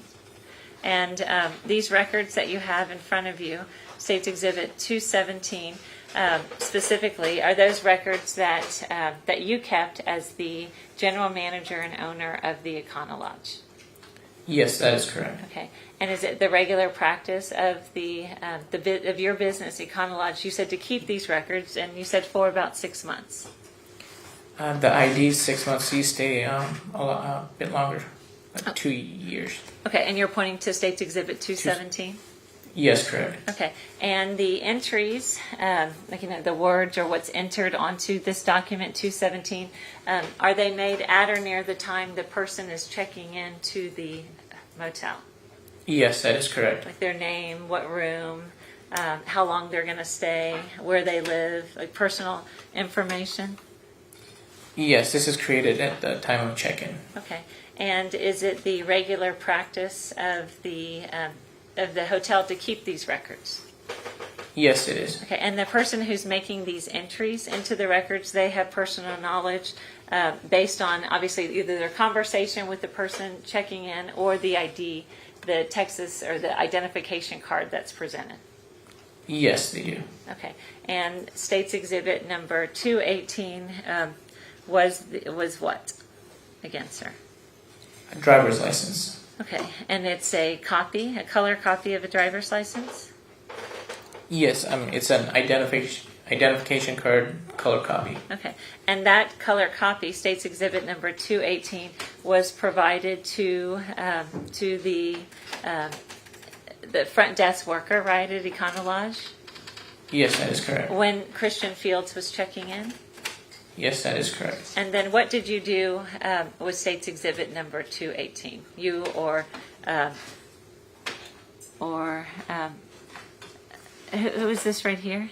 Kashmira, is it Sirlia? It's Kashmira Patel is her name now, but it's my wife. Okay, so she sent this to the police on that day. Is that correct? On November 21st of 2016? Yes, that is correct. Okay. Your Honor, at this time the state moves to introduce state's exhibits number 210 through 218 inclusive.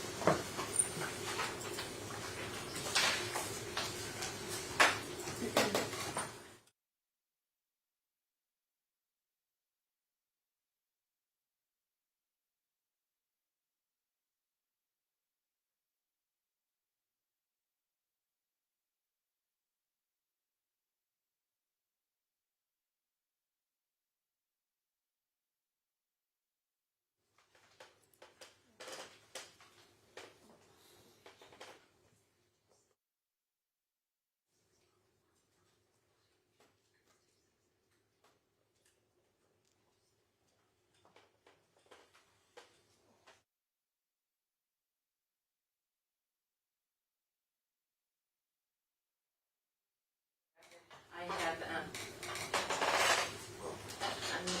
state's exhibit number 216 is a disc that I haven't asked him about, so we're moving to introduce state's exhibits number 217, 218, and then state's exhibits 210 through 215, so the record's clear. Thank you. Okay, then. Did he testify that they did this? No, the objection we have to each of these exhibits is they're simply not relevant to any issue in the case. All right. What's your response to that? The issue is it's highly relevant. I can go into explain why it's relevant.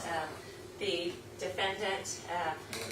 Judge, You can approach. I wish the court wouldn't answer these responses like that. Then don't object. Rule on the objection. Well, I've got to get a response.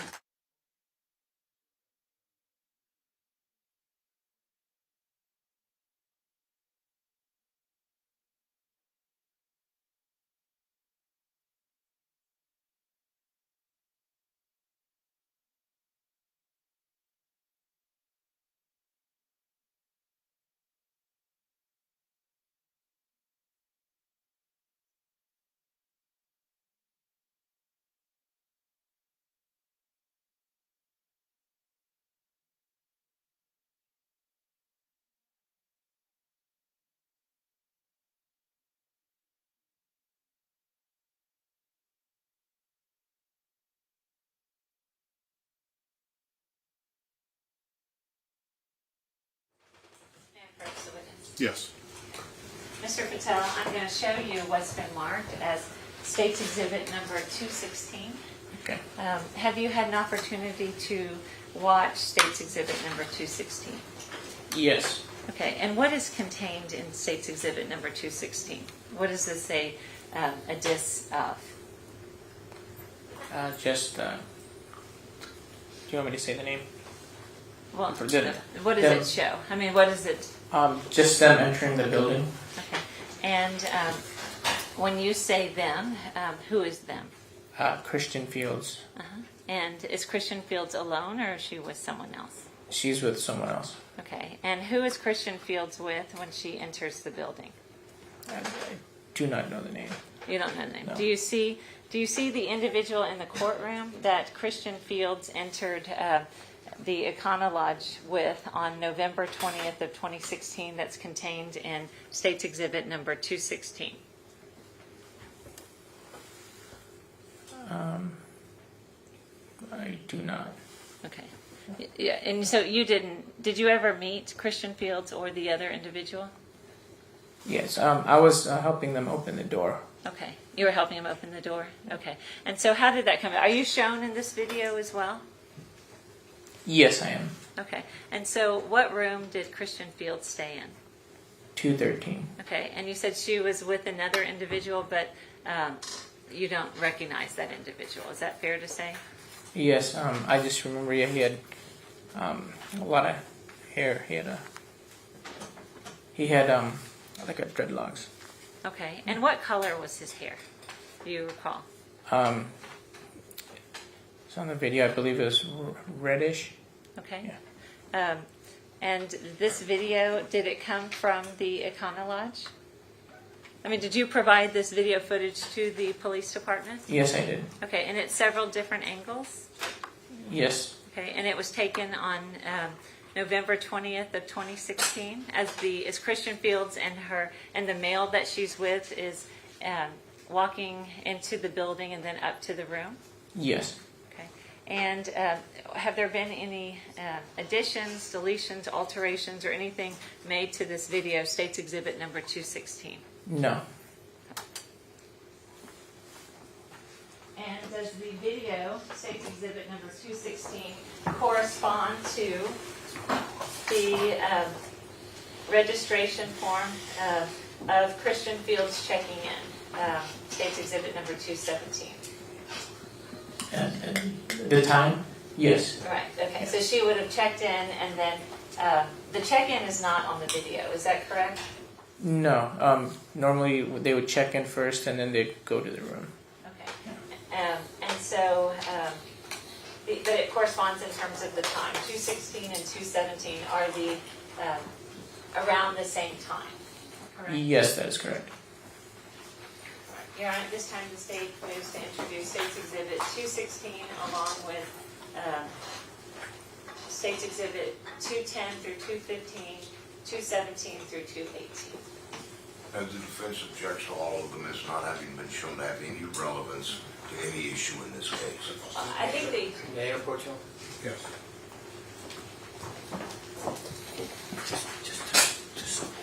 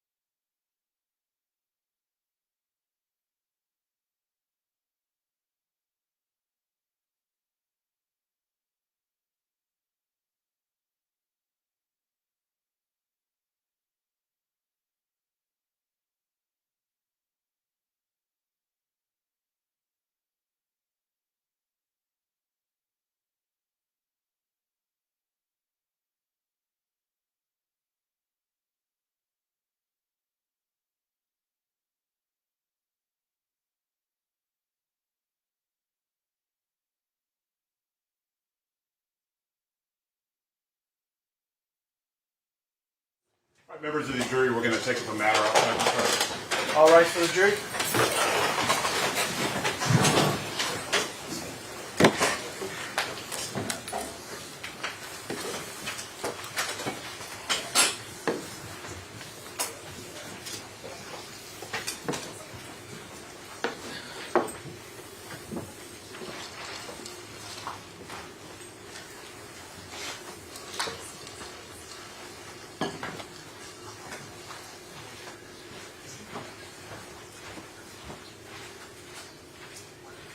You may be seated.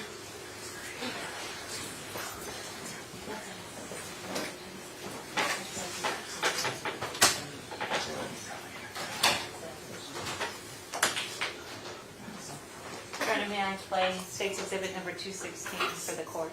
Yes. It's RATNAKUR.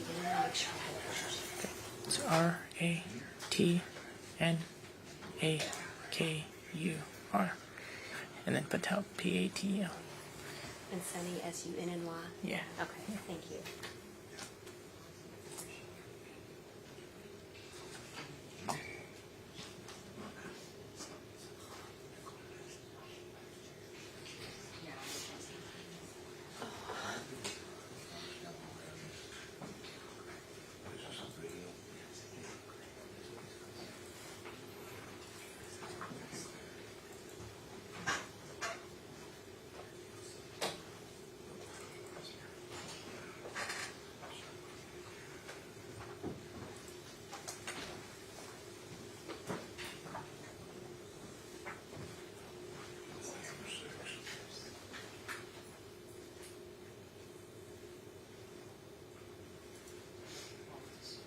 for the purpose of this hearing, we're showing, what is this, Mr. Patel, what is this showing? It says camera 6?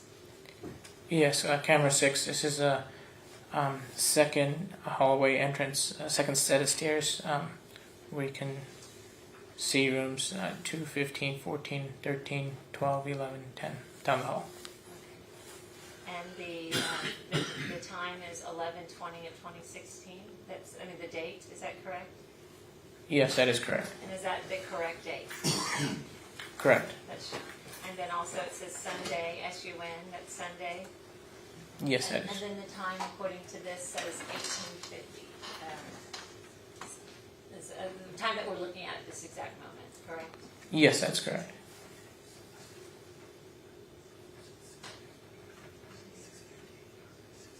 Okay, and who are these individuals walking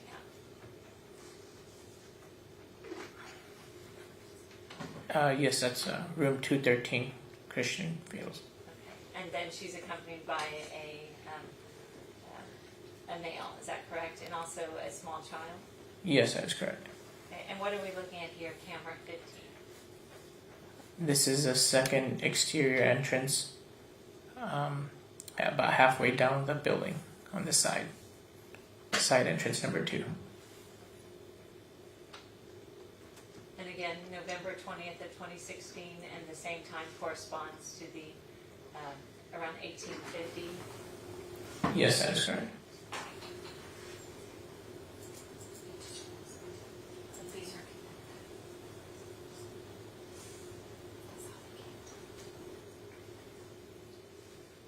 And what is this image that we're looking at? It is the same hallway. Just this set of stairs is off the screen, but this is the hallway view. And the same hallway that we saw in camera 6? Correct. And again, it has the date, November 20th, 2016, 1851. And who are we seeing here? Christian Fields and a baby and another man. And there's a man in a red sweatshirt pushing a vacuum cleaner. Who is that man? Yeah, that is me. That is me. Okay. And so you said y'all were doing some renovations in another room? Yes, correct. We were doing renovations at the time. And so what are you doing here, sir? I'm helping them open the door. They were putting it in, right? So I was just instructing them how to open the door. Okay. And so are those the 3 video clips that you and your wife turned over to the San Antonio Police Department? Correct.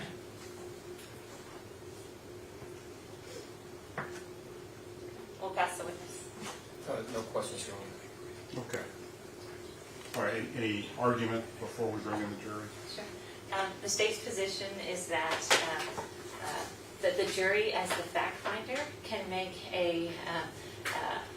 can watch the video and see for themselves that in fact is Otis McKane. They can see it's in color. You can see his face clearly. There's nothing obstructing his face.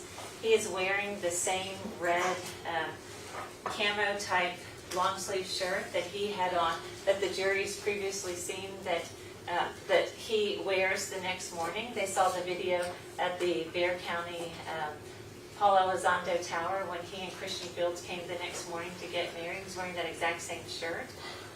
And so as the fact finder, they can make that determination.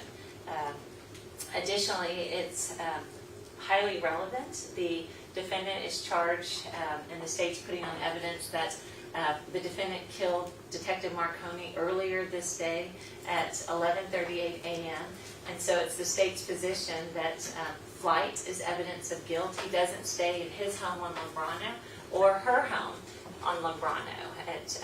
They go and get a room across town, which is miles, way across town from where the defendant lives in Lombrano. So it's our position as well that it's relevant for that reason, that flight is evidence of guilt.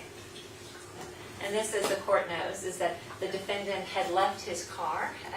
We know from watching the video, I guess last Friday, where maybe 3 hours after the defendant had shot and killed Detective Marconi, we see him leaving his car at the 1200 block of Calaveras and then walking, half mile, quarter mile to his home. And so all of those factors, the state's contends that shows flight, which is evidence of guilt. Judge, we'll just re-urge the same objection, in particular the failure of the witness to make an in-court ID. The same objection I made up at the bench earlier. Okay. All right, the objection's overruled. And so, State, did you move to enter anything into evidence? Or? Yes, Your Honor. The state moves to introduce state's exhibits 210 through 218 inclusive. All right, so the court's overruled the objection to the video. What about the other? So the video is state's exhibit 216. Then the photograph, state's exhibits 210 through 215. Yeah, we've seen it. It was before the video, Judge. They were not relevant. Since you permitted the video, we'll stand on the same objections, but the court can make a determination of whether the video makes them relevant. Now, do you want to stand, Judge? Yes.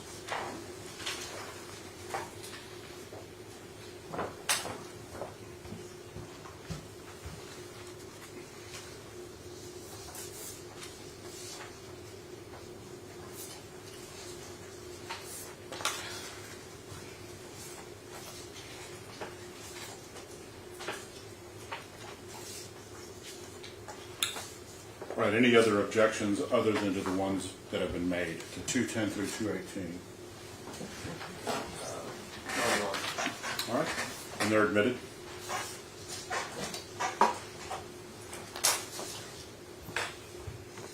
Does anybody require a break?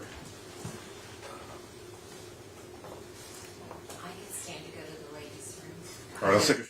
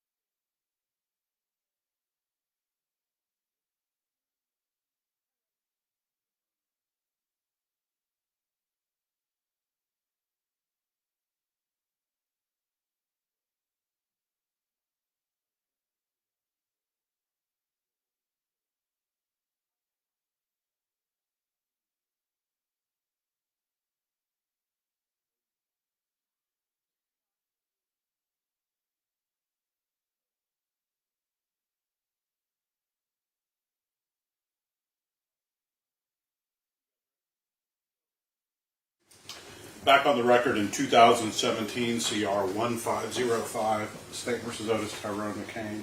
Present in the courtroom are attorneys for both the state, the defense, as well as the defendant. The jury has not yet entered the courtroom. Parties indicated that you wanted to put this witness on to establish something first. Is that correct? Well, I assume that they wanted a 702 hearing and they want to question him to find out what his opinions or what his testimony is going to be outside the presence of the jury. All right, so this is going to be an expert witness? Yes, sir. Okay. All right. State, you can proceed. He's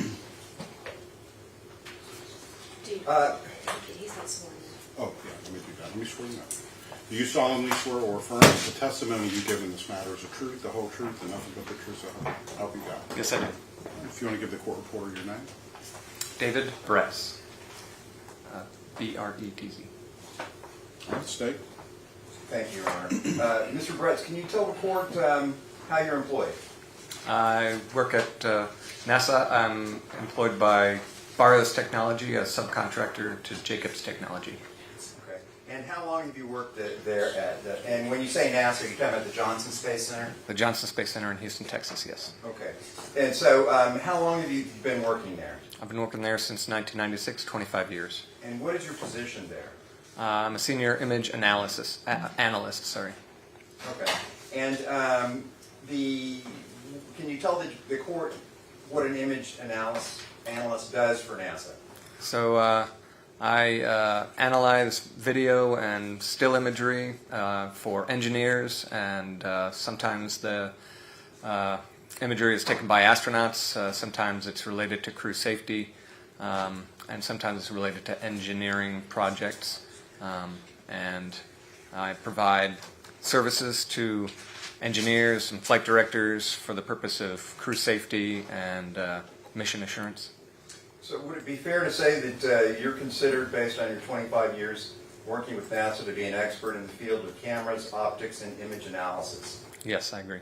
And did we contact you asking you to see if you could look at some images for us?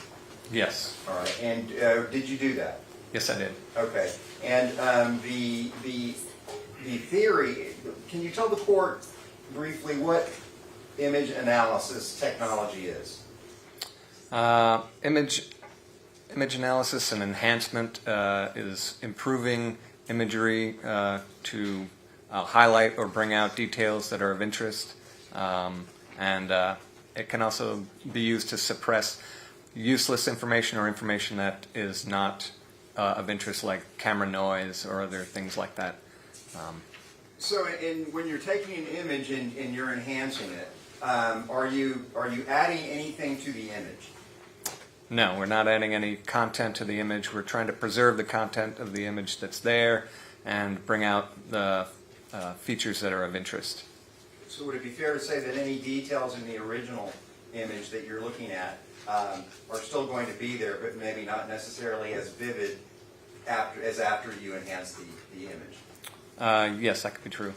And the theory of image analysis, has it been scientifically validated? Yes. And is it used, can you tell the court what fields it's used in, obviously besides space exploration?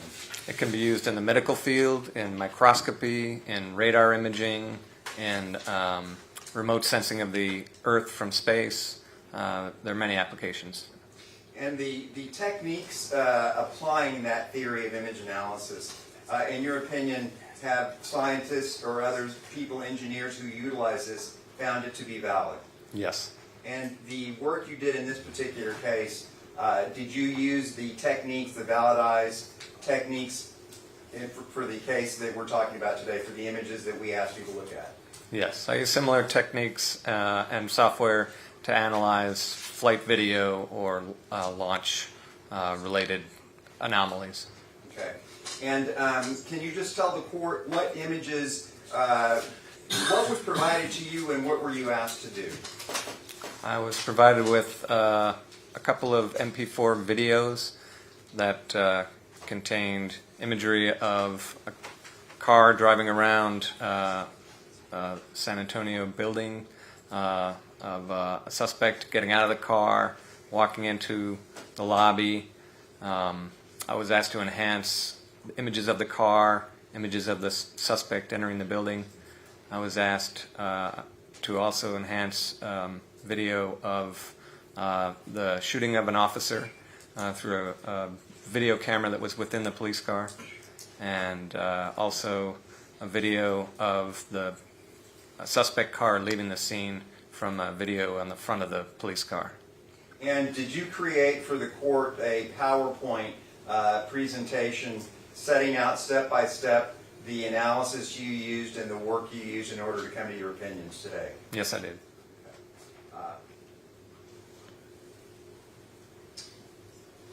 And in order to come to your opinions, and in order to use this image analysis technology, is it necessary to work with a computer?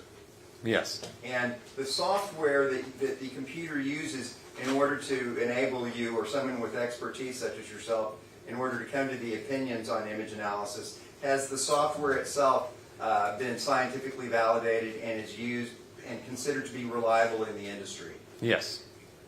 And did you use such software in the case that we're talking about today for the work we asked you to do? Yes, I did. Your Honor, pass witness. What did you say your last name was, sir? I'm sorry. Bretz, B-R-E-T-Z. Okay. Just briefly, so first of all, what kind of education do you have? I have a bachelor's degree in physics and astronomy from the University of Rochester, and a master's degree in imaging science from Rochester Institute of Technology Okay. in New York. And then with NASA, you've been how long? 25 years. And all 25 years, you've worked in the field of imagery, analysis, and the like? Yes, for the Image Science and Analysis Group. It's a group within Johnson Space Center. Specifically, we analyze imagery in the case of accidents or engineering investigations like the Shuttle Challenger and the Columbia accident. But here, of course, we're in a criminal case. Do you also work criminal cases normally? Yeah. A couple of times a year we'll get a call to help analyze law enforcement cases or as a community service, because we are a taxpayer-funded organization, and so NASA offers that service to the community. And and I know he asked you, but so this image analysis technology, is it and I know for NASA, you know, and whatever space imagery, but is it a legitimate field of science in that area? Yes. And does that apply to this type of situation? You mentioned the cases, whether it's accidents or criminal cases and the like. I mean, anybody could do this type of enhancement. The software that I'm using typically is commercially available. To the general public? Yes. Okay. I mean, my group doesn't write a whole lot of its own specific software. We utilize commercially available software. And one of those that I used is called Video Investigator. And it's available to law enforcement agencies, and the FBI, they use it, and the military. We use software that the military uses sometimes. And so, in this software and the knowledge that you have, your expertise, the theory of image analysis technology, you applied that theory in this case? Yes. I mean, the things that I did here, I would do for a shuttle investigation, yes. Okay. I mean, you can do the wrong things, and you know that's certainly possible, but that's not the case. What I'm saying is, I know the right things to do as opposed to the wrong things to do. Okay, but so is it subject to manipulation by the user, by let's say an individual like you, not you, okay? But is it subject to manipulation by the potential user in another case, let's say this software that you're talking about? Yes. Okay. And how? How would it be abused? Well, I use Photoshop for enlarging an image using techniques that are there and available in Photoshop. Everybody knows that Photoshop can be used to make fake imagery and falsify imagery, but that's not what I use Photoshop to do. So there are a lot of things you can do in Photoshop that will preserve information, retain information, and display it to better given the information that's there. And clearly you can falsify imagery with Photoshop as well. People even use the word photoshopped to, downgrade it or say it's been faked, but that's not true. Okay. But like, by way of example, a blurry image, you can make it look clear. Is that, in a fundamental way of saying it? Image sharpening is something that you can do with Photoshop. I can't bring it back completely. I can't remove all of the blur, but that is one technique you can use Photoshop to do, is to sharpen an image and make it more clear. There are other techniques to remove blur with other software, and Video Investigator has some sharpening capabilities as well.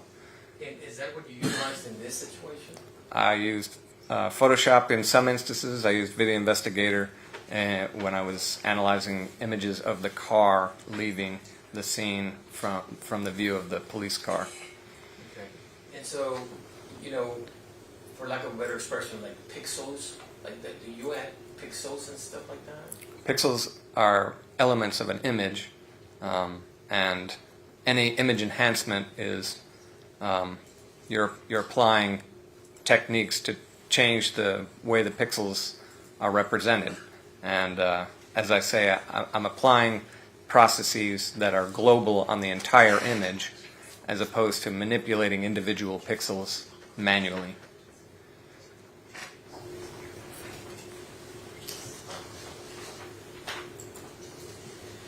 And again, I'm just looking for the potential for abuse. So you're familiar with the phrase deep fakes?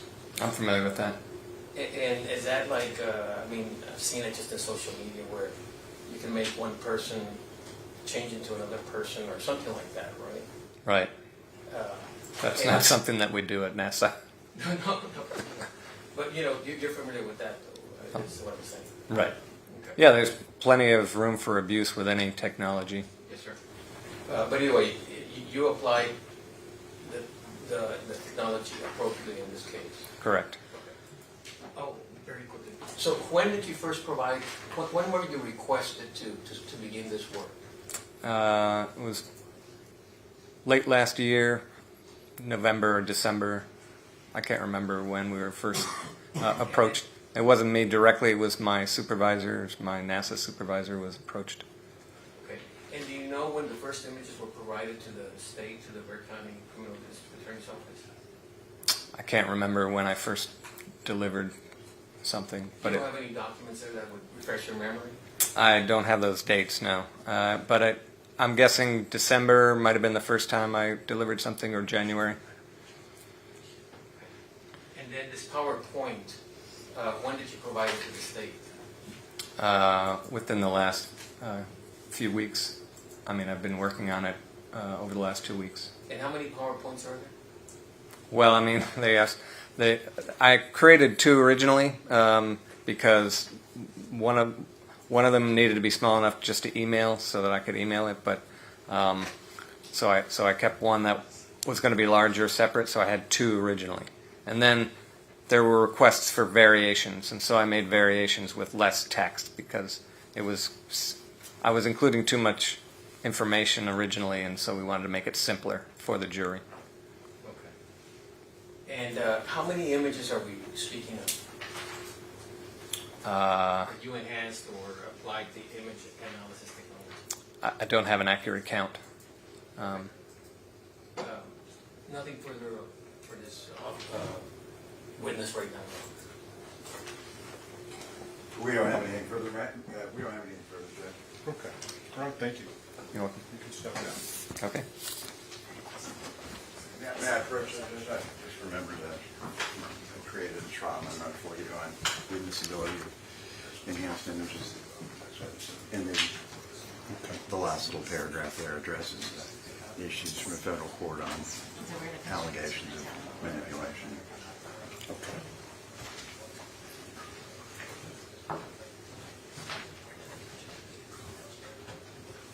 All right, anything before we bring in the jury? Just briefly on this issue, it's not so much to the expertise of the witness, Your Honor, but, and the state can correct me if I'm wrong on this, I believe that the NASA photographs were provided to us on June the 30th of the discovery. If it's before, that's fine.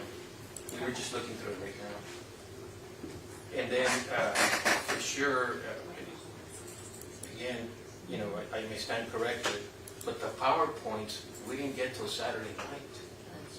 Is that accurate? I mean, I thought they came to the discovery on Saturday. We're not, number one, we're not required to give them to them. Number two, they're all based on information that they already had. We just got, Mr. Bretz sent us PowerPoints that we sent back because he was including too much text. They were stuff I certainly couldn't understand. So he just basically gave us the finished product today of what the PowerPoint. It's all based on information that the defense has been given and on the work he's done up to this point. But what do you mean information that we've been given? The photos, I'm looking it up. the work product. I can give you the date when we upload it. So, for example, I think what Mr. Del Prado is referring to is the information that was given to Mr. Bretz. For example, it's photographs or videos from public safety headquarters. Mr. Bretz talked about that, and those were given to the defense within a month or two after, or shortly after indictment, or before indictment, during that time, like back in 2016, 2017. And so all of these images, most of them are from public safety headquarters. Also, there's some photographs that were sent to him that have been uploaded several years. So the stuff that he is using to make these enhancements have been in e-discovery for years.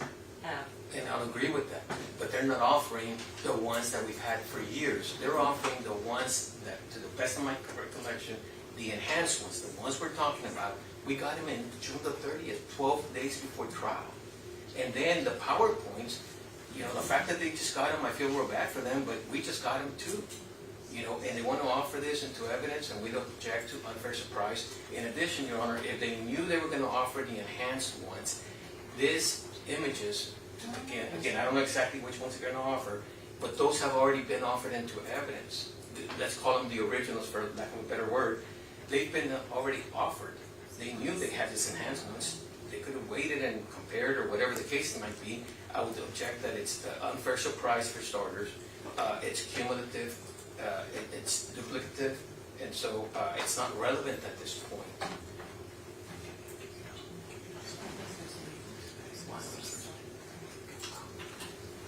So just to make sure that it's covering what I wanted to cover, it's denying Mr. McKane his Fifth and Sixth Amendment right to effective assistance of counsel due process through the 14th Amendment of the United States Constitution and Article 1 of the Texas Constitution. All right, just make sure I understand at least some of your argument. Are you asking for a continuance to review documents or video or anything? Or? Well, I mean, now that we're getting PowerPoints and how he did it and all that, I don't know if we would ask for an expert ourselves. Okay. Anything else on this issue? Judge, they've known for quite a while that Mr. Bretz has been on our witness list. So if they wanted to get an expert, they certainly could have moved for one a long time ago.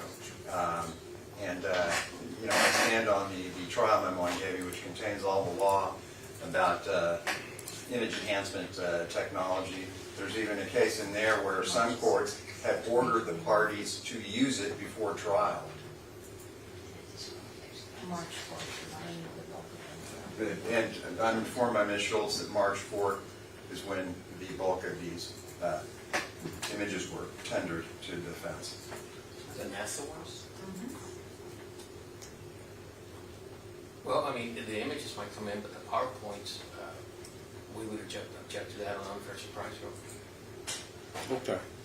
Your Honor, the PowerPoint is for him, he's an expert, it's to help him, because this obviously is to assist the jury in understanding the issue. There's nothing, it's not like he's creating something in the PowerPoint. It's not necessarily enhanced images. Okay. I'll take it under advisement. Let's go ahead and bring in that other witness.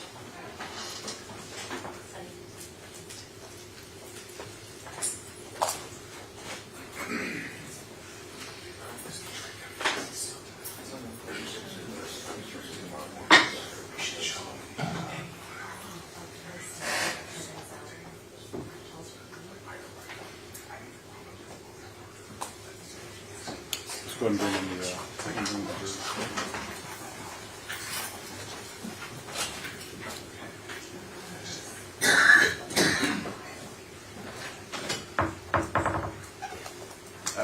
Your Honor, may we approach for a second? Yes.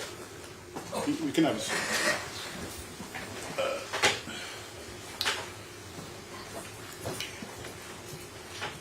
And Judge.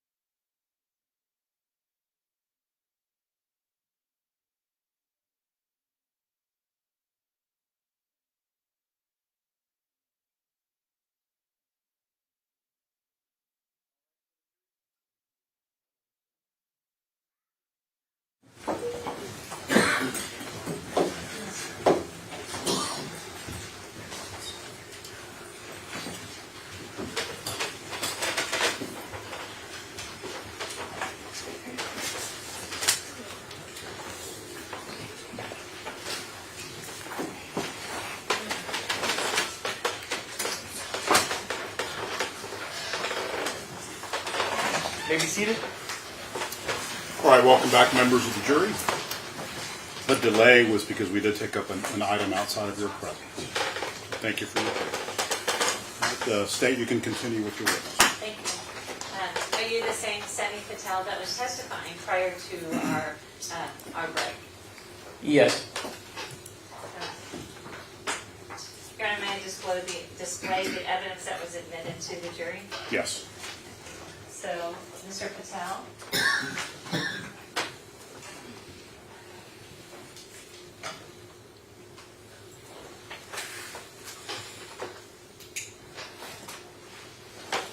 Looking at State's Exhibit number 200. This is the, if you can just explain what is shown in these various pictures. I'm sorry, State's Exhibit 210. That is the sign, the highway sign for the hotel. It says Econo Lodge, is that right? Correct. Okay, State's Exhibit number, I know these are dark because they were taken at night, but can you give us or explain to us what's shown in State's Exhibit number 211? That is the exterior of the hotel. Like the lobby area? The front lobby areas. State's Exhibit number 212, what's shown in this photograph? This is a second floor hallway. And is room 213 located in the second floor hallway? Yes, it is. State's Exhibit number 213 showing room 213. Do you see that? Yes. Okay, and is that the doorway to room 213? Yes, it is.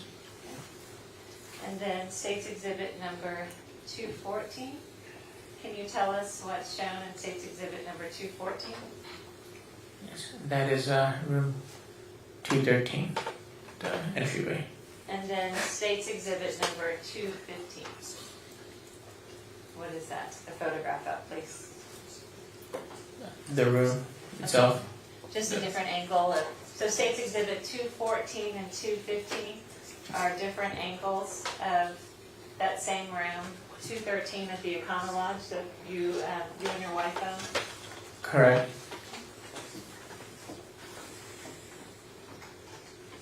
Now, looking at State's Exhibit number 217, can you tell us what is State's Exhibit number 217?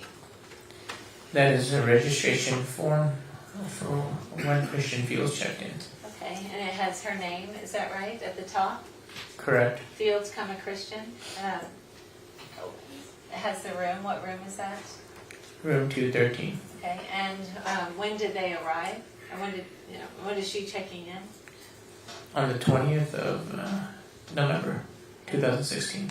And for how many nights does she have this room? 2 nights.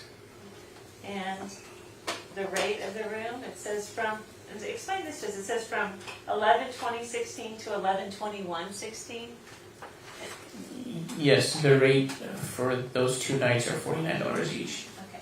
Plus And so even though here it has from and to, it has one night, it's in fact 2 nights? Or is that from each one is a... Yeah, each night is $49. So the night of 20th is $49, and the night of 21st is $49. Okay, and how did Christian Fields pay for the room? It says cash. And if it was paid in a different way, would it say credit card or list the card or? Correct. So then, and how many adults are listed for in the registration form? 1 adult. Okay, and how many children are listed? 0.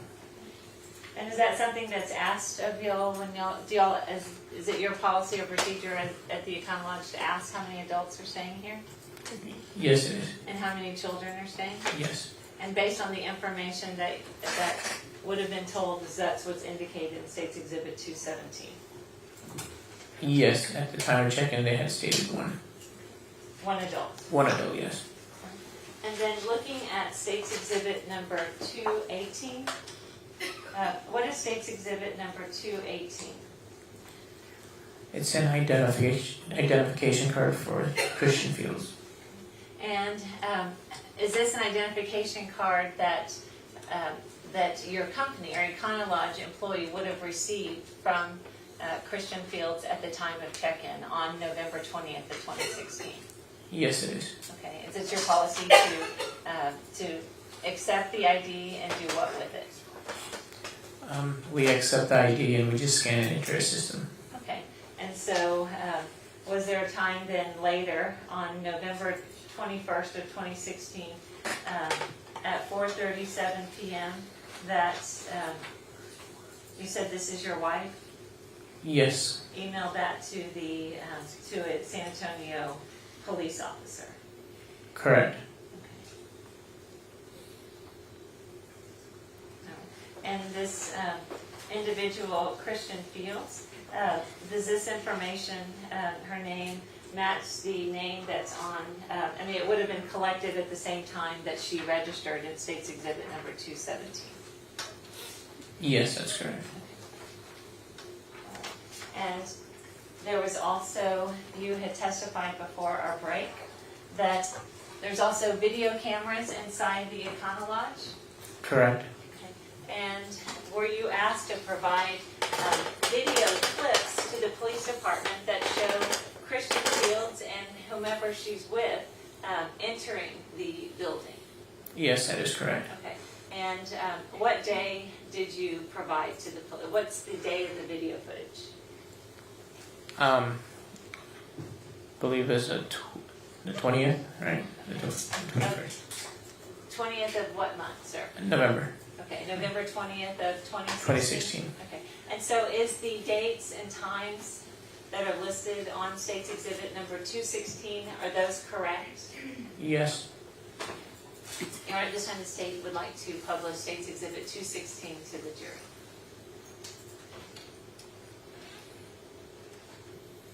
Yes.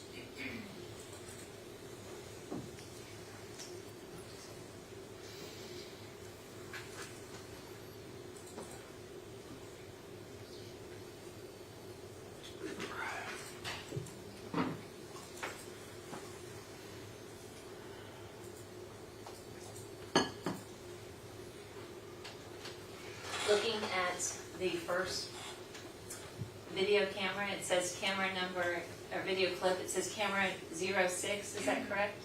Yes, that's correct. And your videos do not have audio. No, they do not. Okay. And where is this camera angle at the Econolodge? This is near the second entrance. And it's the second set of stairs on the second floor. And are we able to see in this camera footage, camera 06, Christian Fields along with the male that's accompanying her and her child, and the child, I should say? Yes. And we see a gentleman in the back with the red who just entered that room with the red sweatshirt. Who is that gentleman? That is me. Are y'all doing some sort of work in the room? Yes, we had renovations going on at the time. So camera 6 shows 11:20 at 2016 Sunday at 18:50. Is that the correct time and date? Yes, that is correct. And who do we see carrying the child and entering the floor, the second floor? Christian Fields. Okay, along with the male she's with and her child. Correct.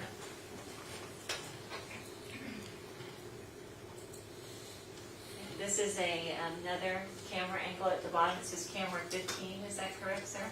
Correct.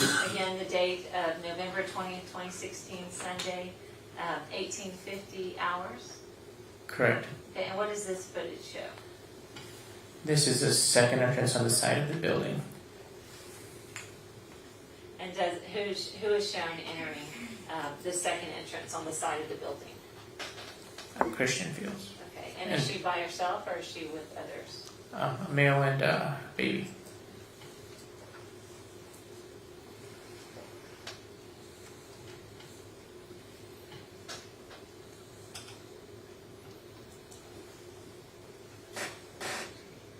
And now the third clip, the final third clip that you provided to the police department, it says at the bottom, it says what, upstairs, EAS? Yeah, upstairs east. Yes. And this particular angle, how does this angle correspond to the very first one the jury saw that said camera 06? Yeah, so just off screen is where the second set of stairs is. And this is a hallway view of that. And then that's you again, sir? Yes. In the red sweatshirt?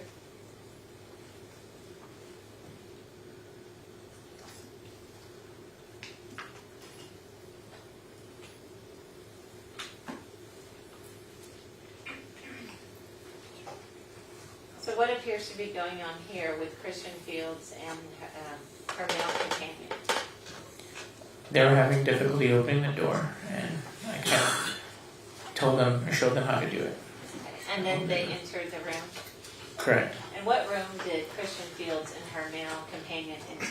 213. Okay, the same room that we looked at in State's Exhibits, I believe it's 215 and 214, is that correct? And then also 213. Correct.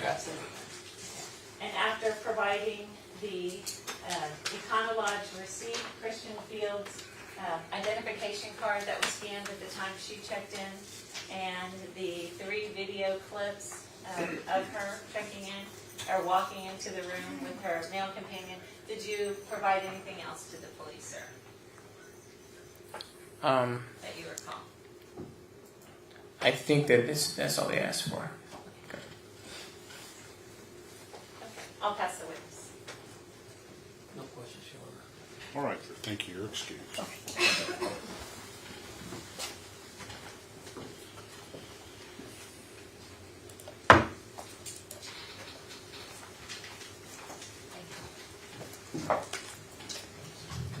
All right, State, call your next witness.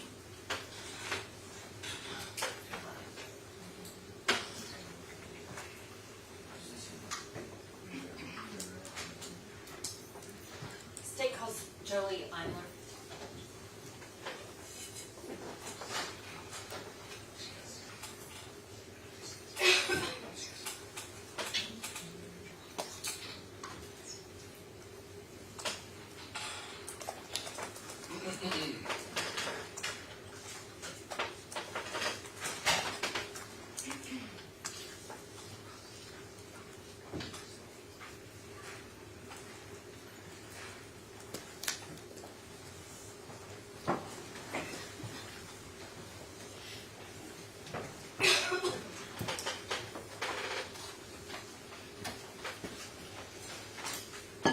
You can have a seat. I'm going to swear you in. Do you solemnly swear or affirm that the testimony you give in this trial will be the truth, the whole truth, and nothing but the truth, so help you God? I do. You need to adjust the microphone. It says bend at the base there. If you could introduce yourself to the jury, spell your name for the court reporter, please. I'm CSI Jolie Imler, JolieImler. All right, state. How are you employed? I'm a crime scene investigator with the City of San Antonio. And how long have you been a crime scene investigator with SAPD? 10 years. And what kind of training did you receive to be a crime scene investigator? We have 400 hours of academy training and then ongoing training education. And what types of things do you get asked to do? We document crime scenes through photography, video, sketches, collect evidence, post-processing things, stuff like that. Back in November of 2016, were you asked to process a vehicle that was at the 9th Street lockup? Yes, ma'am. And did you happen to do that with Catherine Andrews at the time? Yes, ma'am. I'm going to show you a photograph that's already been admitted to evidence. State's Exhibit 203.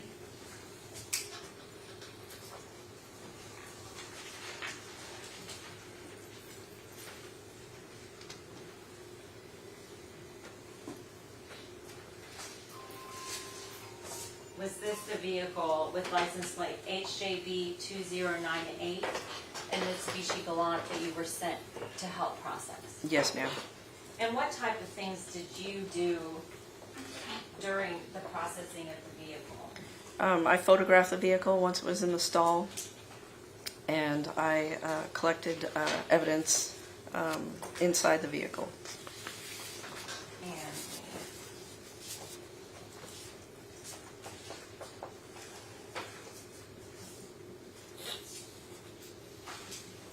looking at State's Exhibit 190 that's already been entered into evidence, are these some of the articles of clothing that you were collected?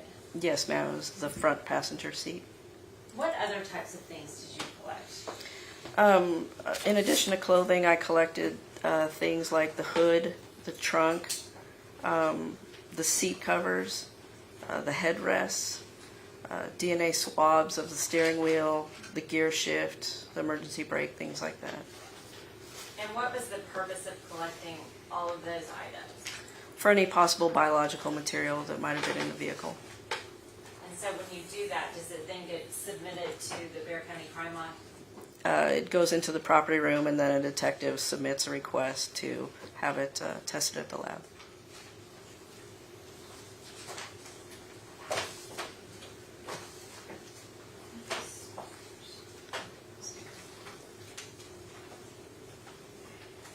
May I approach him?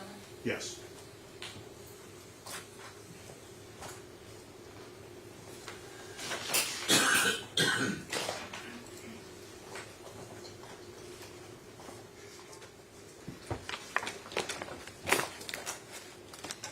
I'm going to show you 2 bags of evidence, one marked State's Exhibit 219 and one marked State's Exhibit 220.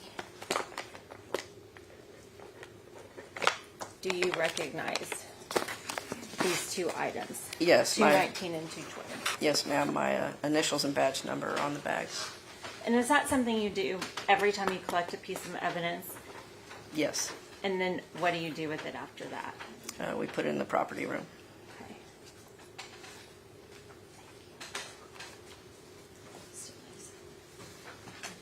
And can you tell us what's in these bags, and would you open them up?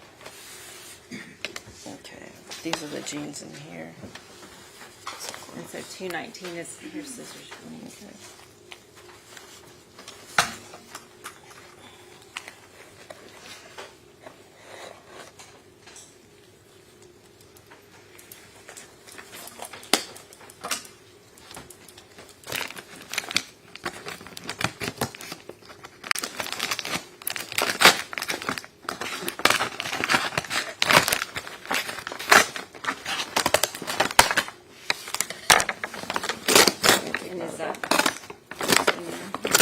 The blue jeans, black belt.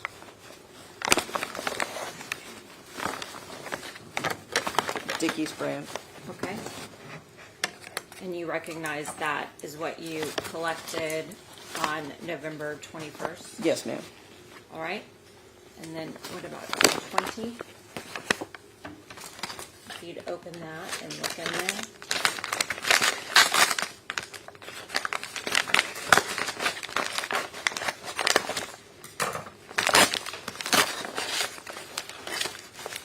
A black t-shirt. And is it in the same condition as when you collected it back on November 21st? Yes, ma'am. At this time, state would offer into evidence states exhibits 219 and 220.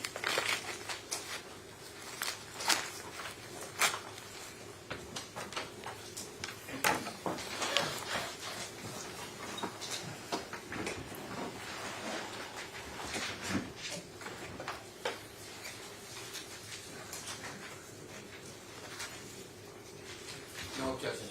But they're admitted.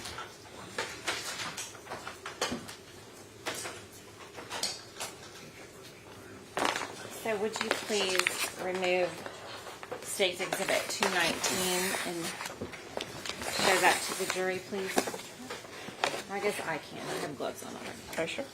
Yeah, sure.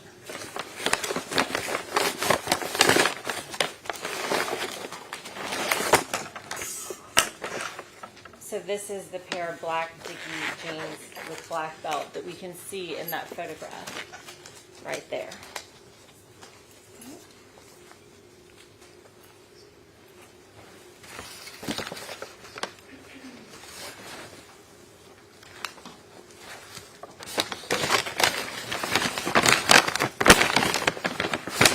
And in State's Exhibit 220, the black shirt that is kind of in the background of that photograph of the Dickies. So after you package all the items of evidence and stored them in a secure facility, did you do anything further with the vehicle? Just collected that other evidence. We took apart the things on the exterior, like I said, like the trunk and the hood. So I was assisting CSI Imler with that. Did you find any sort of firearm in that vehicle? No, ma'am. In your search? No. Did you also happen to be sent to the actual crime scene itself, 315 South Santa Rosa, the police headquarters? Yes. And what type of actions did you perform at that scene? I swabbed, I looked for biological material, I swabbed for biological material in headquarters, the service agent desk, the doors of headquarters, the doorbell, things of that nature in headquarters. I also swabbed parts of Detective Marconi's vehicle. Did you also look for latent fingerprints? Yes, I did. And can you describe to the jury how you go about doing that? Yeah, I used black powder and brush and search for latent prints on those locations at headquarters and also the vehicle.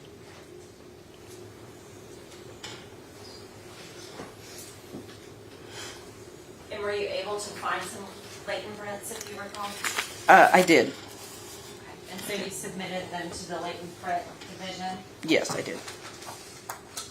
If you would please reference your report, looking at State's Exhibit number 7, which is already in evidence, is this one of the locations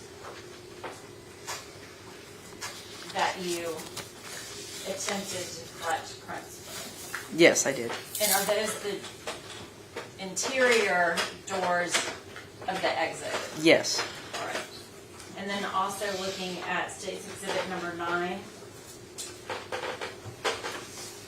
what did you reference this as? The front desk counter. And is that where Kevin Wilkerson is sitting? I believe we can see him Yes, ma'am. in State's Exhibit number 9. And then also you mentioned that you look for prints and swabs on State's Exhibit, which is represented in number 6, the doorbell and the speaker box. Yes, I did. And that's State's Exhibit number 87. And so what are the numbers on this indicating to us? The number I assigned that particular item of evidence. Which would be the attempt for latent prints. That would be the swabs I collected. Okay, the swabs. And then here's a farther back view in State's Exhibit number 6 of the whole intercom unit. Yes. Right.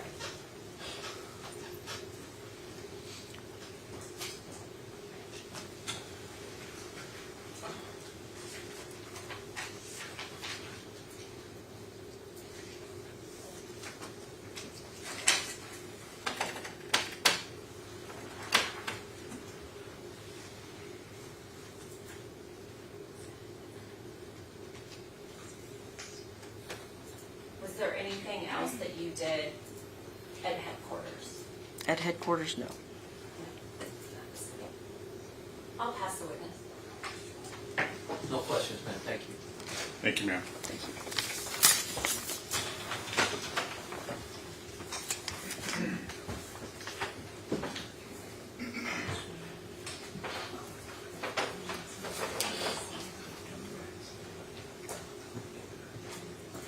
Thank you. All right, State, you can call your next witness.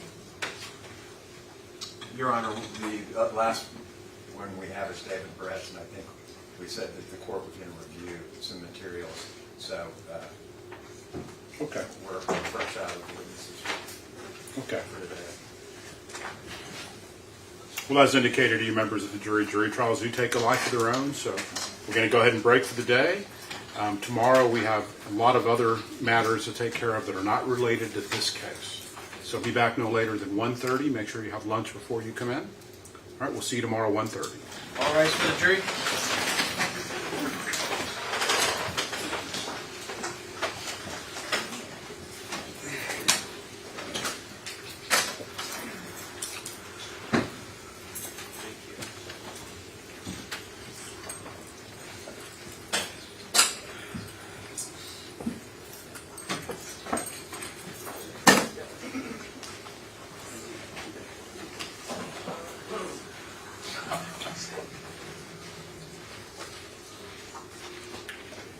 You may be seated.